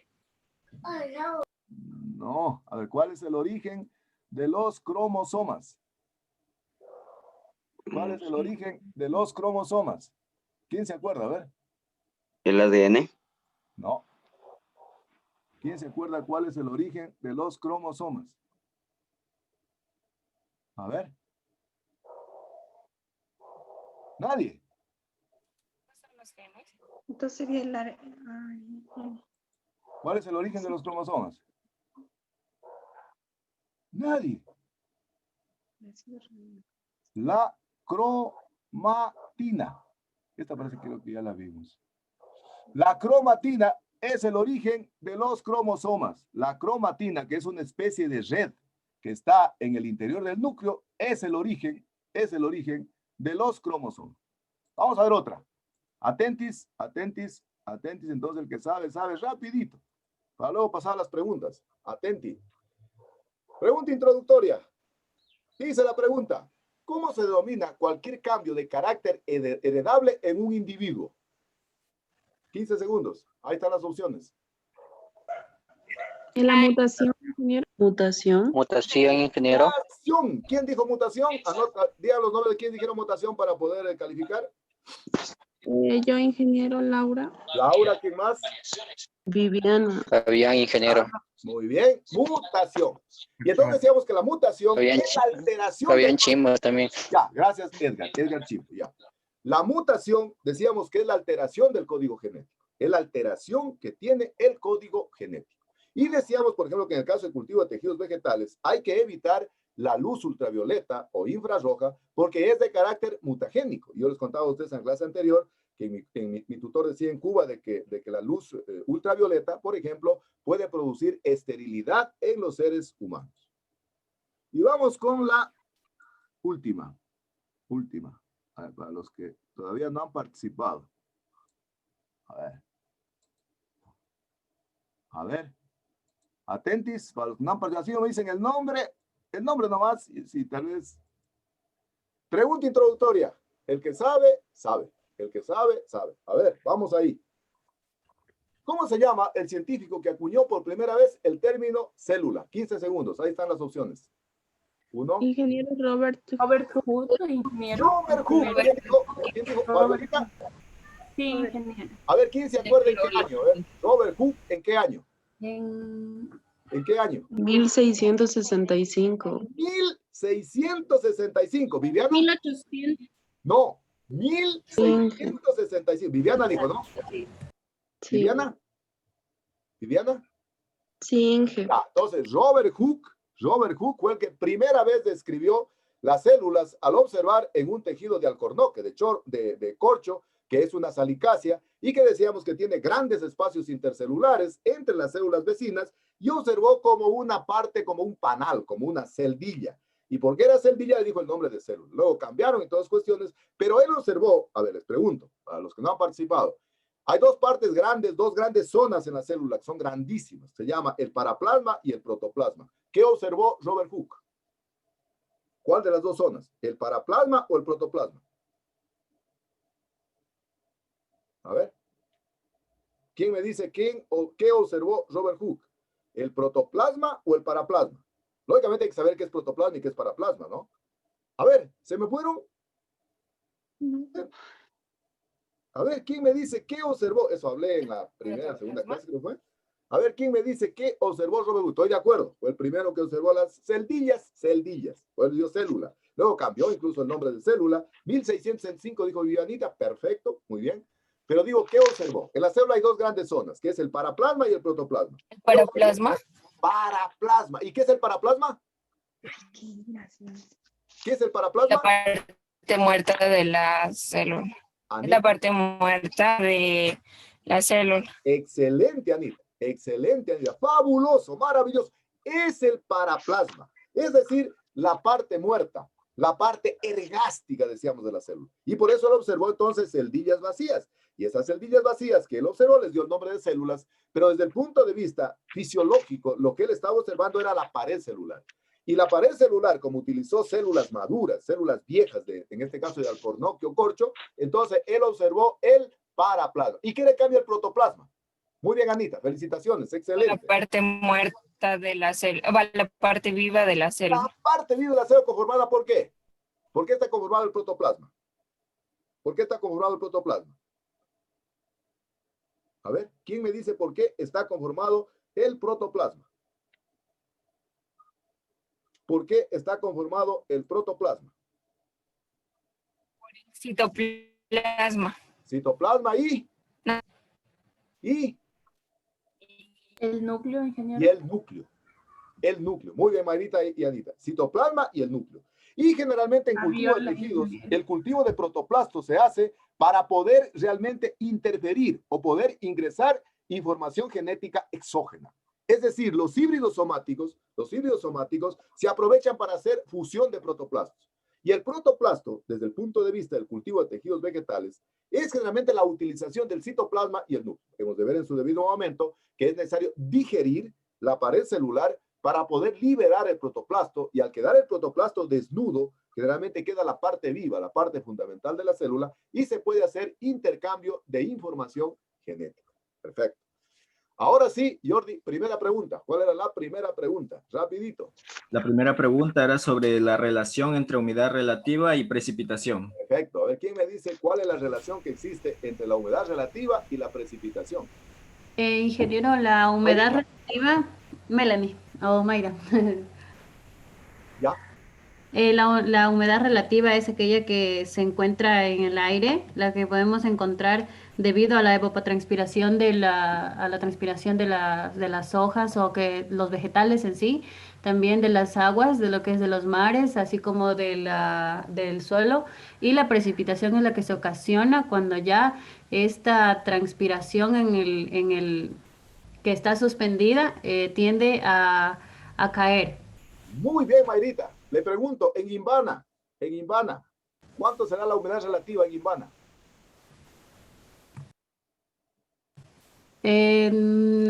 Solo me acuerdo de lo de la precipitación, que es entre 900 y 500 milímetros. ¿Cuánto? Entre 900 y 500 milímetros. Bien, 900 y 500. Usted dijo una cuestión importantísima, dijo la evapotranspiración. No sé si ustedes han oído la lluvia horizontal en la noche. En Imbana, si llueve 900 milímetros, el ambiente es muy húmedo. Y al ser muy húmedo, significa que se incrementó la humedad relativa. ¿Y qué será la evapotranspiración? ¿Qué será la evapotranspiración? ¿Qué será la evapotranspiración? Si no está en el glosario, pondránla. Evapotranspiración. ¿Qué será la evapotranspiración? Está planteada la pregunta. Es como el proceso que se da en los vegetales por el calor. Y es como tipo cuando las personas sudan. Ya, muy bien. A ver, ¿quién más me dice? Solo Mayrita, a ver, ¿qué es evapotranspiración? Es la pérdida, se define más como la pérdida de humedad. Ajá. ¿De dónde? De la superficie. De la superficie. A ver, ¿alguien más? Un criterio más para ver qué es evapotranspiración. Evapotranspiración. Puso un término buenazo, Mayrita, que es extraordinario ese término. Evapotranspiración. ¿Qué es la evapotranspiración? Es la pérdida de humedad de una superficie, ingeniero. Ajá. ¿A través de qué nomás? Ella sí dijo, Mayrita, lo definió el término. Si pusieron atención, ella dijo, evapotranspiración es la sumatoria de la evaporación y la transpiración. Evapotranspiración. Y eso en los bosques se da cantidad, verán. Ustedes a lo largo de la producción van a ver mucho el término evapotranspiración. Es la sumatoria de la evaporación y la transpiración. Pero sigue habiendo el problema. ¿Pero qué es evaporación y qué es transpiración? Mayrita te lo dijo. ¿Qué es la evaporación? ¿Qué es la evaporación? La evaporación es la pérdida de agua. Viviana, por favor, Vivianita, préndame la camarita de Vivianita, por favor. A ver, ¿qué es la evaporación, Vivianita?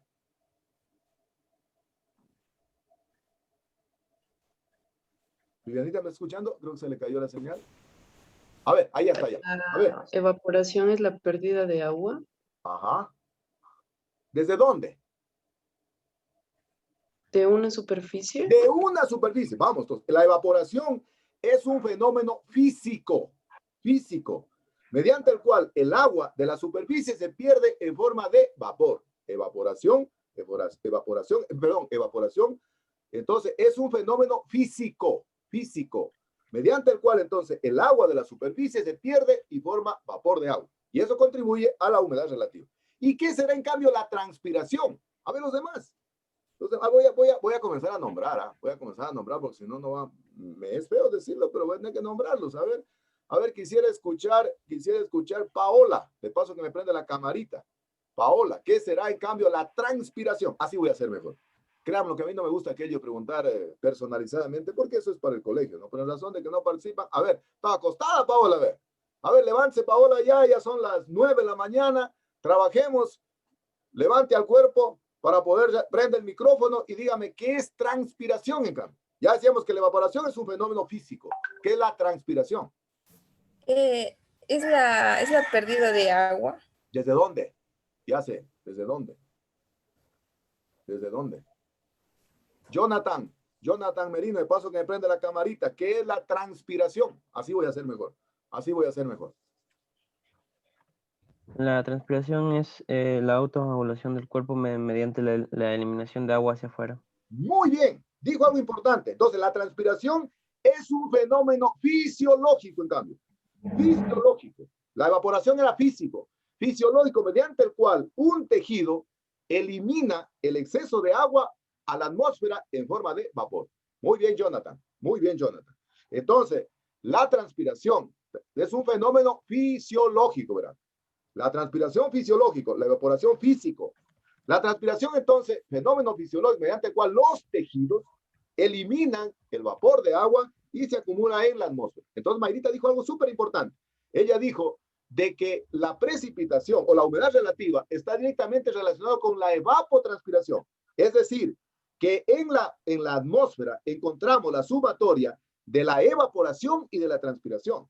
Es la razón por la cual en un bosque, en Invana, posiblemente la humedad relativa sea muy elevada, porque es la sumatoria de lo que eliminan los tejidos y de lo que eliminan desde la superficie del suelo. Entonces, eso decimos que es evapotranspiración. Muy bien. Siguiente pregunta, Jordi. La siguiente pregunta es, ¿qué es un milímetro de precipitación? Linda pregunta. A ver, voy a preguntar, David. A ver, David, ¿qué es un milímetro? Así voy a hacer mejor. A mí me perdonan, pero si no participan, así voy a hacer. ¿Qué es, David, un milímetro de precipitación? Prende el micrófono, por favor. Pucha, algunos saben de dónde se prende el micrófono, verán. Acostados ahí. A ver, ¿qué es un milímetro de precipitación? Y se apresta enseguidita, ya estoy viendo quién al siguiente. No lo escucho. No le escucho nada. Nada. ¿De dónde se comunica David? Está dañado el audio. Ya. ¿De dónde se comunicará David? ¿Sabe? Sí, es Inge, él tenía un problema con el internet y estaba tratando de cambiar de servidor. ¿De dónde se comunica él? Entonces yo me imagino que ¿De dónde se comunica él? desde aquí, desde lo, pero Ya. no sé exactamente A ver, en qué barrio. Le va a coger la mano. La Victoria es. Luis Miguel Bravo. ¿Qué es un milímetro de precipitación? Ustedes que me dijeron, creo que todavía no estudian meteorología. Bueno, algún rato estudiarán. ¿Qué es un milímetro de precipitación? Y luego ya voy a preguntar a toditos cuánto llueve en cada localidad. Así que apréstense. Toditos van a participar. ¿Qué es un milímetro de precipitación? ¿Me escucha? Sí, claro. Estoy esperando. Ya, el milímetro de precipitación es la medida de la cantidad de precipitaciones de lluvia que puede caer en cierto tiempo. No me gusta. A ver, alguien que sepa qué es un milímetro de presión. Laurita, ¿dónde se comunica Laurita? Prende el micrófono. De Loja, ingeniero. De Loja, a ver, ¿qué es un milímetro de precipitación? Según lo que yo encontré, o sea según lo que yo encontré, según lo que es. Ya son ingenieros. Son los litros caídos por unidad de superficie. Ya. ¿Y qué unidad de superficie? A ver, le vamos a preguntar en cambio a Carmita. ¿En qué unidad de superficie?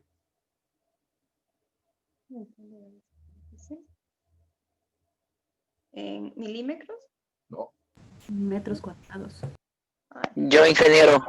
A ver, ¿quién quiere? A ver, dice acá Edgar. Edgar, ¿qué es un milímetro de precipitación? Ya, según lo que yo vi, perdón, milímetro de precipitación es la altura de la lámina de agua recogida en una superficie plana. Y esa se da en metros cuadrados. Ya, en metro cuadrado. A ver, alguien que quiera clarificarme, Dani, ¿qué es para usted? Es, ingeniero, la cantidad de agua en milímetros que cae sobre una superficie sobre los metros cuadrados. Muy bien, muy bien. ¿Cuánto hay usted está en Amalusa, ¿no? ¿Cuánto llueve en Amalusa? ¿Cuánto llueve en Amalusa? ¿Cuánto llueve en Amalusa? A ver, vamos analizando. Jordi, ¿cuánto llueve en Santa Rosa? Jordi, ¿cuánto llueve en Santa Rosa? Acá llueve anualmente 1.626 milímetros. ¿Cuánto llueve Eva en Quinara? ¿Cuánto llueve Eva en Quinara? En Quinara llueve de 900 a Ya, 1500. 900, ya. ¿Cuánto llueve, Patricia, en Yansasa? 1626 milímetros. Ya. 1600. Tomarán en cuenta ese dato, verán. Fabiolita, ¿cuánto llueve en Santa? En Chahuarpamba, ingeniero, Chahuarpamba. hay un promedio anual de precipitación de 1626 Perfecto, milímetros. irán tomando en cuenta el dato, verán. ¿Cuánto llueve, Mayrita, en Imbana? ¿Recuerdan? Entre 900 a 500 milímetros. Anita, ¿cuánto llueve en Catacocha es? ¿Catacocha es? Anita, préndame el micrófono. Atentis, por favor. Entre 13 milímetros al año. En la época más lluviosa. No, no lo escucho. ¿En dónde llueve eso, Anita? ¿En dónde llueve eso? En Catacocha, pero en la época más lluviosa. ¿Cuántos Entre 13 milímetros. 13 milímetros. No. Ya vamos a ver. Luis Miguel, ¿cuánto llueve? ¿En dónde está usted? ¿Aquí en Loja o dónde está usted, Luis Miguel? Zamora, Inge. Zamora, ¿cuánto llueve en Zamora? 1626. Yajaira, ¿cuánto llueve arriba en Cajanuma? 1058. Ya. Laurita, ¿cuánto llueve acá en Loja? O en Esmeraldas, a ver, usted que es de Esmeraldas, ¿cuánto llueve en Esmeraldas? En Esmeraldas 738 milímetros. Perfecto. Carmen es de acá de Loja también. A ver, alguien que sea de un lugar diferente. En Catamayo. A ver, Jonathan, ¿ya saben Catamayo cuánto llueve? Por temporada 350 más o menos. 350. Muy bien. Vamos a ir definiendo. A ver, ¿quién me quiere decir así, pero clarito, qué es un milímetro de precipitación?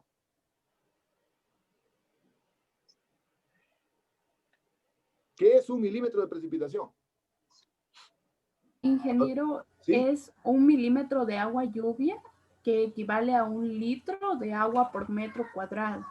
Excelente, Fabiolita. Repítales. Repita lo que es 1 milímetro de precipitación. Sí, a ver. Es 1 milímetro de agua lluvia que equivale a 1 litro de agua por metro cuadrado.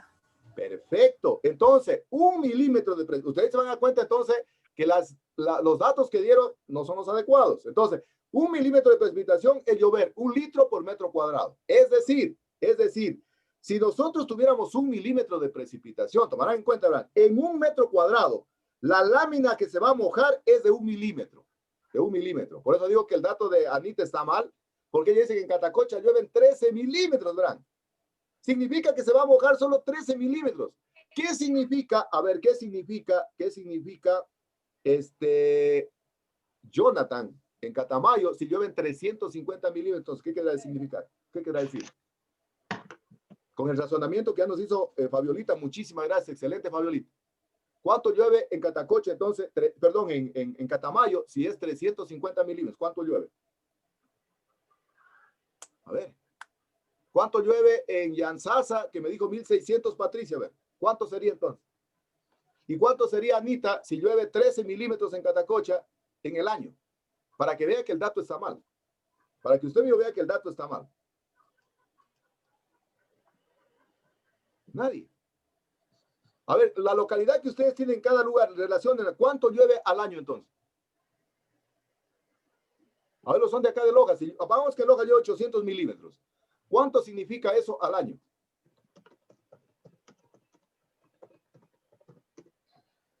En Santa Rosa, Jordi, si llueven 1600 milímetros, ¿cuánto sería al año? Matemáticas. En Loja, 292.000 milímetros. No. Recuerda lo que dijo Fabiolita, de que 1 milímetro es igual a 1 litro por metro cuadrado. Hagan una regla de 3. Si en Loja llueven 800 milímetros de precipitación, ¿cuánto sería la precipitación que llueve anual en Loja? A ver. Bueno, ustedes cuando estudien meteorología seguramente lo van a aprender. Dicen que no han estudiado todavía. Pero entonces ahí lo van a... ¿O ya estudiaron meteorología? ¿Ya estudiaron o no todavía? No, Cuando estudien ingeniero, disculpe, no sé si estaré bien, pero verá, por ejemplo, en mi sector, en Chahuarpamba, tengo 1626 milímetros. ¿Cuánto llovería? Y de acuerdo a la definición que nos dice que 1 milímetro de agua lluvia equivale a 1 litro de agua por metro cuadrado, yo diría que haciendo la relación igual quedaría 1626 litros de agua por metro cuadrado, ¿o estoy equivocado? Perfecto. Es decir, ¿qué altura sería en el metro cuadrado? Si llueve, pongamos el caso de 800, ¿no es cierto? Significa que llueven 800 litros por metro cuadrado. Por metro cuadrado. ¿No es cierto? Quedaría el mismo valor, pero en diferente unidad. Exactamente. Entonces, en Loja diríamos, si son 800 milímetros en centímetros, ¿cuánto es? ¿Cuántos son 800 milímetros en centímetros? ¿Cuánto es? 8. ¿Cuánto? ¿Cuántos son 800 milímetros en centímetros? A ver. Eso están estudiando ustedes la geometría, las unidades son fundamentales. A ver. ¿Cuánto es? 80 centímetros. 80 centímetros. Significa que en el metro cuadrado, en Loja, pondrán atención, si la precipitación en Loja son 800 milímetros, significa que al año, si pudiéramos acumular el agua, han llovido un volumen, una lámina de 80 centímetros. 80 centímetros en el metro cuadrado. Entonces, por eso el resultado de Anita está mal, porque ella dice 13 milímetros, ¿verdad? Significa entonces que en el año en Catacocha está lloviendo 1.3 centímetros en el metro cuadrado. 1.3 es nada, ¿no es cierto? Entonces, la relación de la precipitación tiene que ver mucho con el metro cuadrado que llueve por litro. Es decir, entonces, si yo tengo 1.600, a ver, para Patricia Chamba. Paola mejor de la clase. ¿Ve? Patricia Chamba, si tiene 1.600, ¿cuántos milímetros llueven en Yansasa? ¿Cuánto llueve? ¿Cuánto llueve? Rapidito. Esto es moviéndose.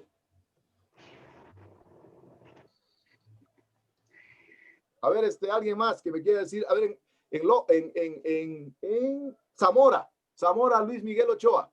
¿Cuánto llovía en Zamora? 1626. ¿Cuánto significa eso en centímetros? ¿Cuánto llueve entonces en Zamora? 162. No, si es 1600, ¿cómo va a ser 162? 160 centímetros en un metro cuadrado, ¿no? Fíjense la cantidad, dense cuenta la cantidad de Zamora. Quiere decir que si nosotros pudiéramos guardar como en una piscina la precipitación, en Zamora llueven 160 centímetros. Es decir, llueve una cantidad considerable frente a Catamayo, que llueve 350. ¿Cuántos centímetros se acumularía en el metro cuadrado, Jonathan? ¿Cuántos centímetros en Catamayo? Para relacionar con lo de... No, Inge, o sea, 350 era por temporadas, por meses. Por eso digo, por temporada. Normalmente 1616. Por eso digo, ¿cuánto llueve en Catamayo? Es 300, ese mismo es el dato, 350 me llueve en Catamayo. Ese dato mismo es. ¿Cuánto llueve en Catamayo relacionado en centímetros? Si llueve 350 milímetros.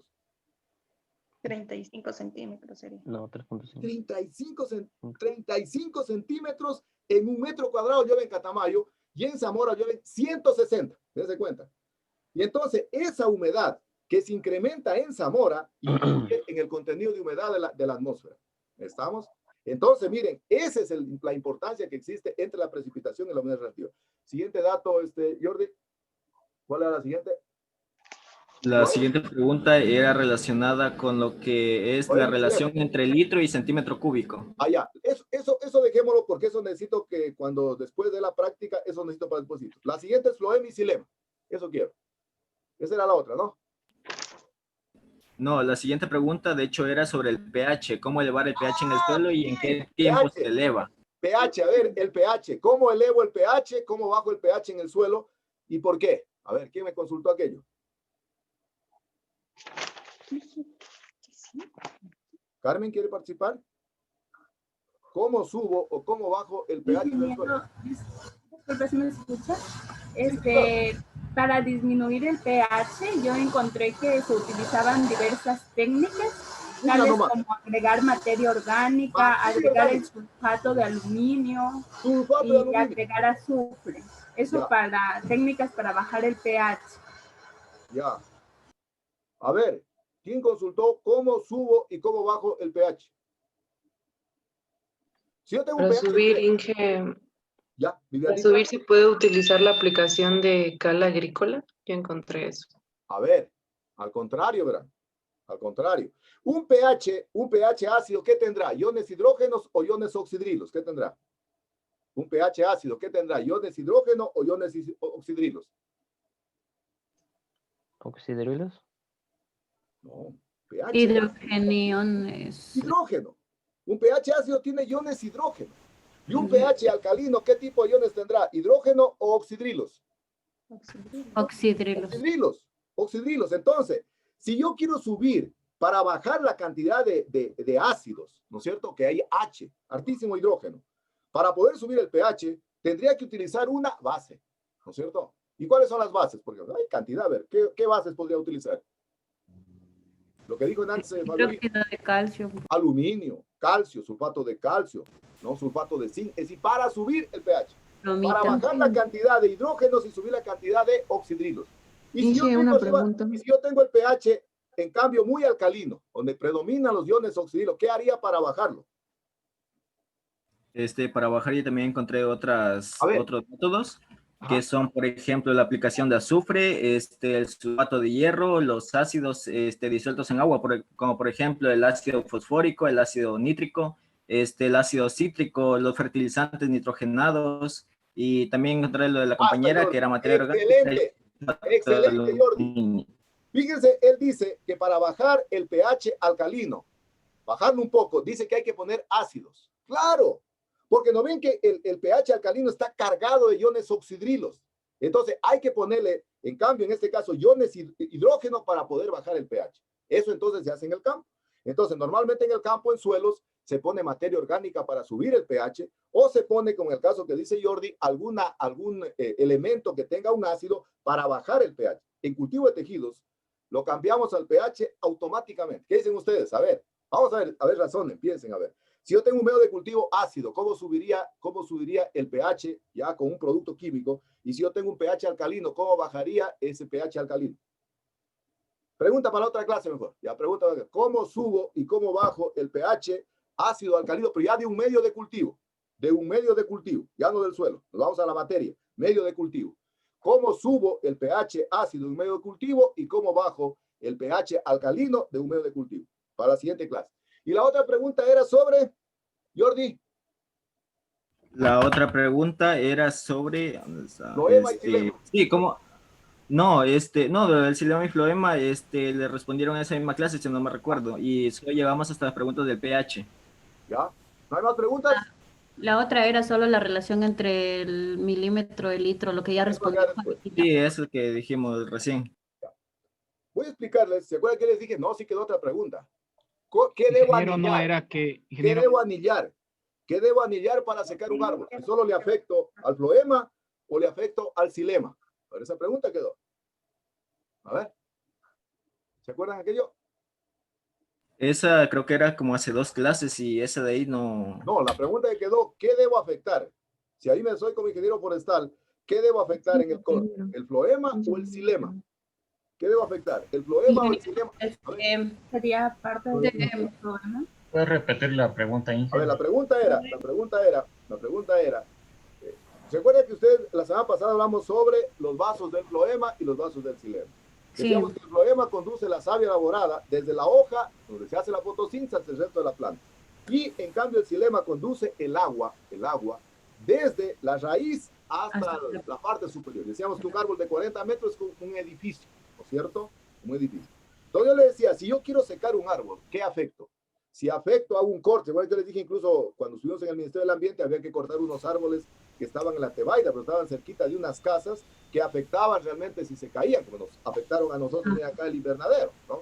Entonces decía, si a usted lo mandan como ingeniero forestal a anillar, ¿qué anillaría? Si anillo el floema, ¿qué pasa? Si anillo el xilema, ¿qué pasa? A ver quién me dice. Ingeniero, para poder, dijo que para poder secar el árbol, debería el corte llegar hasta la parte viva que tiene la madera, que sería el cambium, para que pueda el árbol empezar a crecer, porque los anillos que generalmente hacen no afectan al xilema. Perfecto. Anita está pidiendo la palabra. A ver, Anita, ¿qué parte debería afectar para el árbol secarlo totalmente? El xilema, parte del xilema y el cambio. Xilema y el cambio. ¿Qué dicen los demás? A ver. Yo digo el floema y el cambio. En el cambio. Floema y el cambio. No sé si. Dijo Anita Fabuloso, el xilema. Y vamos a ver por qué. Ese día conversamos, Eva me dejó una inquietud súper grande. Así que no sé si Eva está en clase. Eva Eva. Sí, Inge, aquí estoy, Eva me dígame. dejó una inquietud muy grande. Relacionada, me dijo, ingeniero, ¿y cómo funciona esto del floema y silema? Y me puse a revisar mis copiados de Cuba. Nosotros teníamos una profesora de fisiología en Cuba que nos enseñaba solo con analogías, a comparar. Y me puse a revisar los copiados y encontré este gráfico que me voy a permitir exponerles a ustedes para que entiendan cómo es esto que se produce el floema y el silema y cómo afecta lo que dijo Anita, es decir, por qué realmente el árbol se seca si yo afecto el silema, o qué pasa si el árbol realmente, no sé, solo le afecto el floema, ¿no? Voy a explicar con una analogía que la puse, bueno, la tuve que acondicionar un poco. Sí, claro. Sí, dígame. Que disculpe, la compañera Paola, si la puede dejar entrar porque se le ha ido el internet. No la tengo, no está, dígale que me pida, no la tengo en sala de espera. Yo les digo que esta es una imagen que copié en base a los copiados que nosotros nos daban en el posgrado en fisiología y bueno, la adapté para poderles explicar cuál es la estructura gráfica del floema y silema de los árboles y por qué realmente nosotros en cultivo de tejidos utilizamos el cambio, que es un meristemo secundario. Y lo adapté acá para que ustedes me puedan entender. Y entonces van a ver el árbol como si pudiera con mi vista atravesar el árbol de una esquina hacia otra. Esto nos dice esa profesora, nunca me olvido, verán. Para poder entender la estructura del floema y silema, como que ustedes tuvieran ojo biónico y atraviesan del un extremo al otro extremo. Y ven lo siguiente, miren lo que ven lo siguiente. Aquí está el árbol. Esto de aquí, la E es la exodermis, es decir, la corteza, ¿no es cierto? Exodermis. Dije que ojo biónico, el árbol lo estoy viendo de una esquina a la otra. Luego tengo aquí este canal que está aquí, es el floema. Y el floema dijimos que conduce la savia elaborada de la hoja hacia el resto de la planta. La flecha está en ese sentido. Luego tenemos aquí esto que dice la C, es el cambium, lo que decía Anita. Y el cambium permite el crecimiento en espesor, es decir, es el meristemo secundario. Y luego tenemos el silema. El silema está circundando a la médula. Igual pasaría si lo vemos desde la otra esquina. Entonces tenemos la exodermis, el floema, el cambium, el silema y la médula. Y entonces, ¿qué pasa? Aquí puse un ejemplo. Este ejemplo, créanme lo que esta profesora nunca me olvidó yo con analogías para poder aprender. Fíjense, primer corte de un ingeniero forestal que hace, primer corte. Lo mandan a usted a anillar un árbol y afecta al floema. Afecta solo al floema. Como por el floema generalmente bajan las sustancias elaboradas, ¿no? Bajan los carbohidratos, bajan que es una cantidad de sustancias orgánicas. Entonces, daránse cuenta, tengan curiosidad en el campo, ¿verdad? Para los que somos del campo, no sé, Mayrita, alguien que esté en el campo, ¿no? Si usted anilla un árbol y solo afecta al floema, daránse cuenta, esta es la herida, está con rojo en la herida. Aquí he producido la herida y solo me afecta al floema. Si esto sucede, el árbol se recupera y forma aquí esta protuberancia que se conoce con el nombre de callo. Daránse cuenta, verán los árboles en el campo, ¿no? Pero el callo es más engrosado en la parte superior de la incisión o el corte y en la parte inferior es más delgadita. ¿Qué dicen ustedes? ¿Por qué será el callo más grueso en la parte alta que en la parte baja? ¿Qué dicen ustedes? ¿Por qué será? ¿Por qué será? A ver.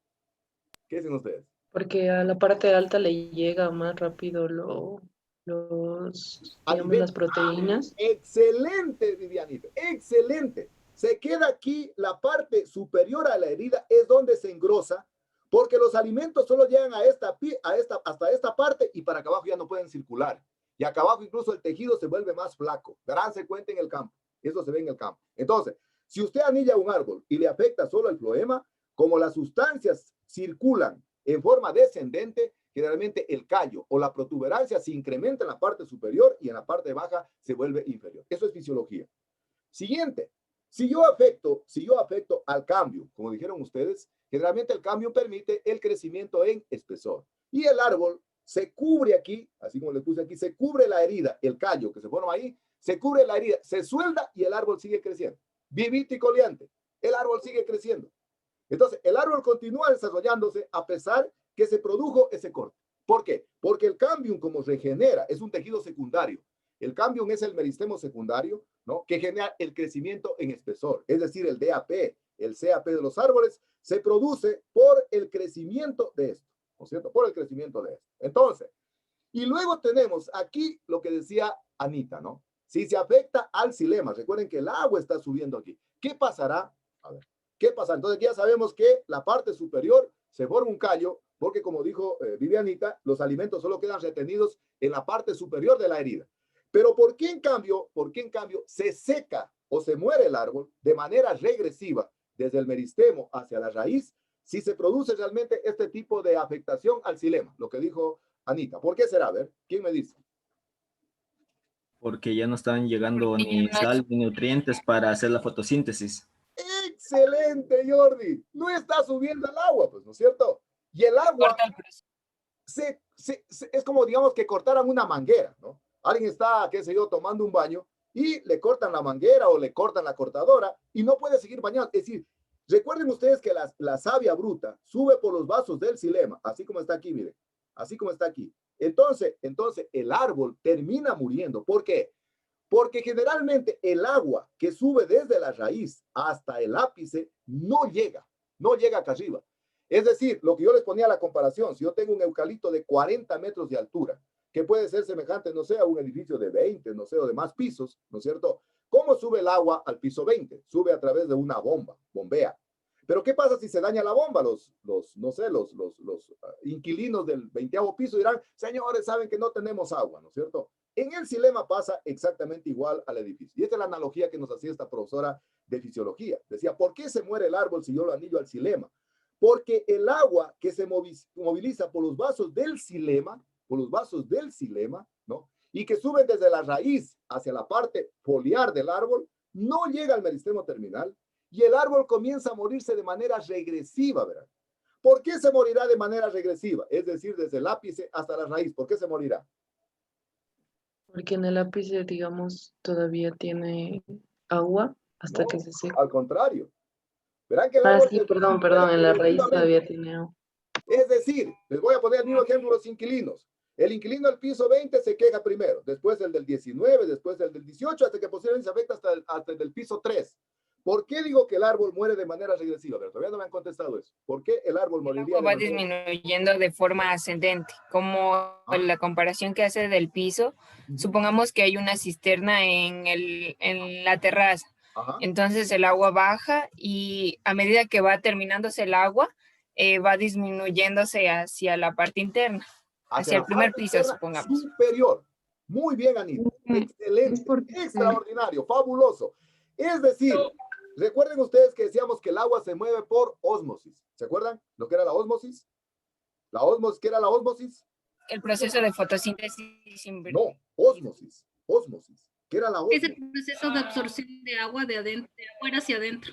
Es la translocación del agua a lo largo de las moléculas de un cuerpo que van de forma ascendente. Entonces, el agua que sube por aquí, por los vasos del xilema, y que es de fundamental importancia para cumplir con el proceso fotosintético, ya no llega al meristemo apical. Posiblemente por aquí todavía hay agüita. Por aquí hay agüita todavía. Como decimos en el piso 3, todavía hay agua. Y entonces el árbol comienza a morirse de manera regresiva, es decir, de arriba hacia abajo. El árbol se comienza a morir porque aquí ya no llega agua. Y al ya no llegarle agua, no hace fotosíntesis. Entonces, miren la importancia que tiene la ósmosis. Es decir, el proceso osmótico se ve interrumpido cuando yo generalmente afecto al xilema. Y esa es la razón por la cual yo les decía a ustedes, si a usted como futuro ingeniero o ingeniera forestal, saben que un árbol, eso tenían que haber hecho arriba en el invernadero, ¿no? Haberlo anillado al árbol, afectarle hasta el xilema, para que el árbol se vaya secando paulatinamente. Entonces, si ustedes tienen en su casa, no sé, donde no pueden cortar un árbol porque el ministerio lo prohíbe, o porque si lo tumba puede afectar las edificaciones, y además la raíz está afectando a la casa, entonces aníllelo hasta el xilema, porque el árbol va a morir de manera regresiva. Es decir, va a morir desde arriba hacia abajo, porque no le están llegando las provisiones de agua a la parte superior, es decir, al piso 20 que estamos poniendo en ejemplo. En cambio, en los otros casos, el árbol se puede recuperar. Si yo le afecto solo al floema, incluso la parte de arriba queda más nutrida, porque hasta ahí llegan los elementos nutritivos. Pero en cambio, si afecto al xilema, entonces se puede producir un mayor daño. Miren, yo les aconsejo, estimadísimas señoritas, señores estudiantes, que aprendan con analogía. Sí, claro. Sí, Leslie. El compañero Joao dice si es que lo puede dejar ingresar, que está esperando en la sala de espera. Sí, ahorita ingresaron a la sala de espera. Entonces, repito otra vez. Gracias. ¿No? Por favor, acostúmbrense a estudiar con analogías. Fíjense, este proceso de la ósmosis y el proceso de la circulación por el floema y el xilema, de la savia bruta y la savia elaborada, a mí me enseñaron hace siglos con esa analogía de un edificio. Entonces, el árbol muere de manera regresiva cuando yo afecto al xilema, porque no estoy llegando agua. Y recuerden que para poder hacer fotosíntesis necesitábamos los siguientes elementos. ¿Cuáles eran para hacer fotosíntesis? La entrada, la gran entrada, ¿cuáles eran? Agua, clorofila, elementos inorgánicos. Entonces, a la parte superior no estará llegando ni agua ni elementos inorgánicos. Y por lo tanto, al detenerse el proceso fotosintético, el árbol comienza a morir de manera regresiva. Eso los forestales tenemos que saber. Ese es el movimiento fisiológico del agua, que es de fundamental importancia. ¿Y cuáles eran los elementos de salida de la fotosíntesis? ¿Cuáles eran? Era la glucosa y el oxígeno. 6 moléculas de oxígeno y 6 moléculas de glucosa. Muy bien. Fíjense que a través de esta analogía, que yo lo aprendí hace años, nunca me olvido, y tuve que revisar mis cuadernitos, que los tengo guardaditos acá, y pude graficar para poder entender. Entonces, para poder entender, por favor, desde el punto de vista fisiológico.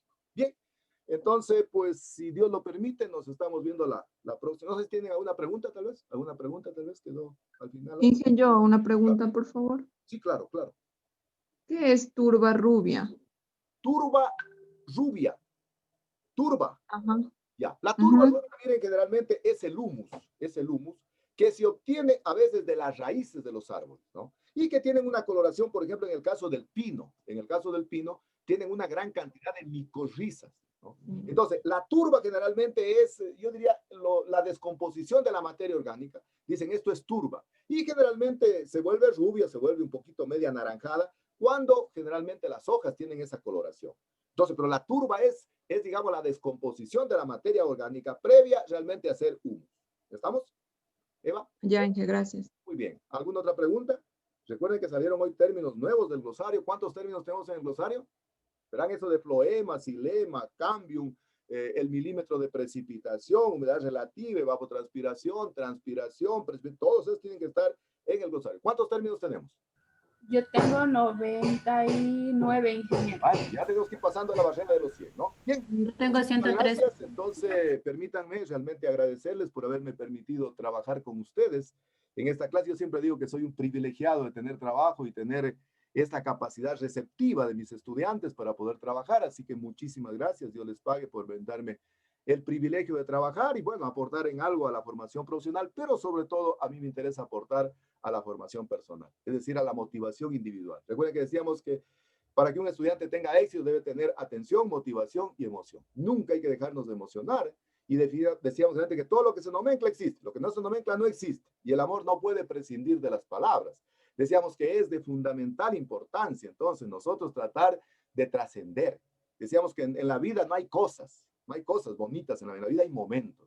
Y que esos momentos dejan buenos recuerdos, dejan lecciones aprendidas, dejan valores, etcétera, etcétera. Así que los que todavía no hacen la tarea, que tienen que hacerle esa tarea sentimental de expresar lo que sentimos, que se convierte en una tradición, que se convierte en una costumbre para hacerlo bien. Por favor, lean bien las tareas que están explicadas en el EVA y si Dios lo permite, entonces nos vemos la próxima semana en la práctica número 1 que vamos a atender. Les ruego así con ese especial respeto que la ingeniera se merece para poder trabajar, ¿no? Entonces, muchísimas bendiciones para todos y cada uno de ustedes. Entonces nos vemos. Muchas gracias, ingeniero. Siguiente martes. Que estén muy bien. Hasta luego. Gracias. Gracias, ingeniero. Hasta luego, ingeniero. Muchas gracias.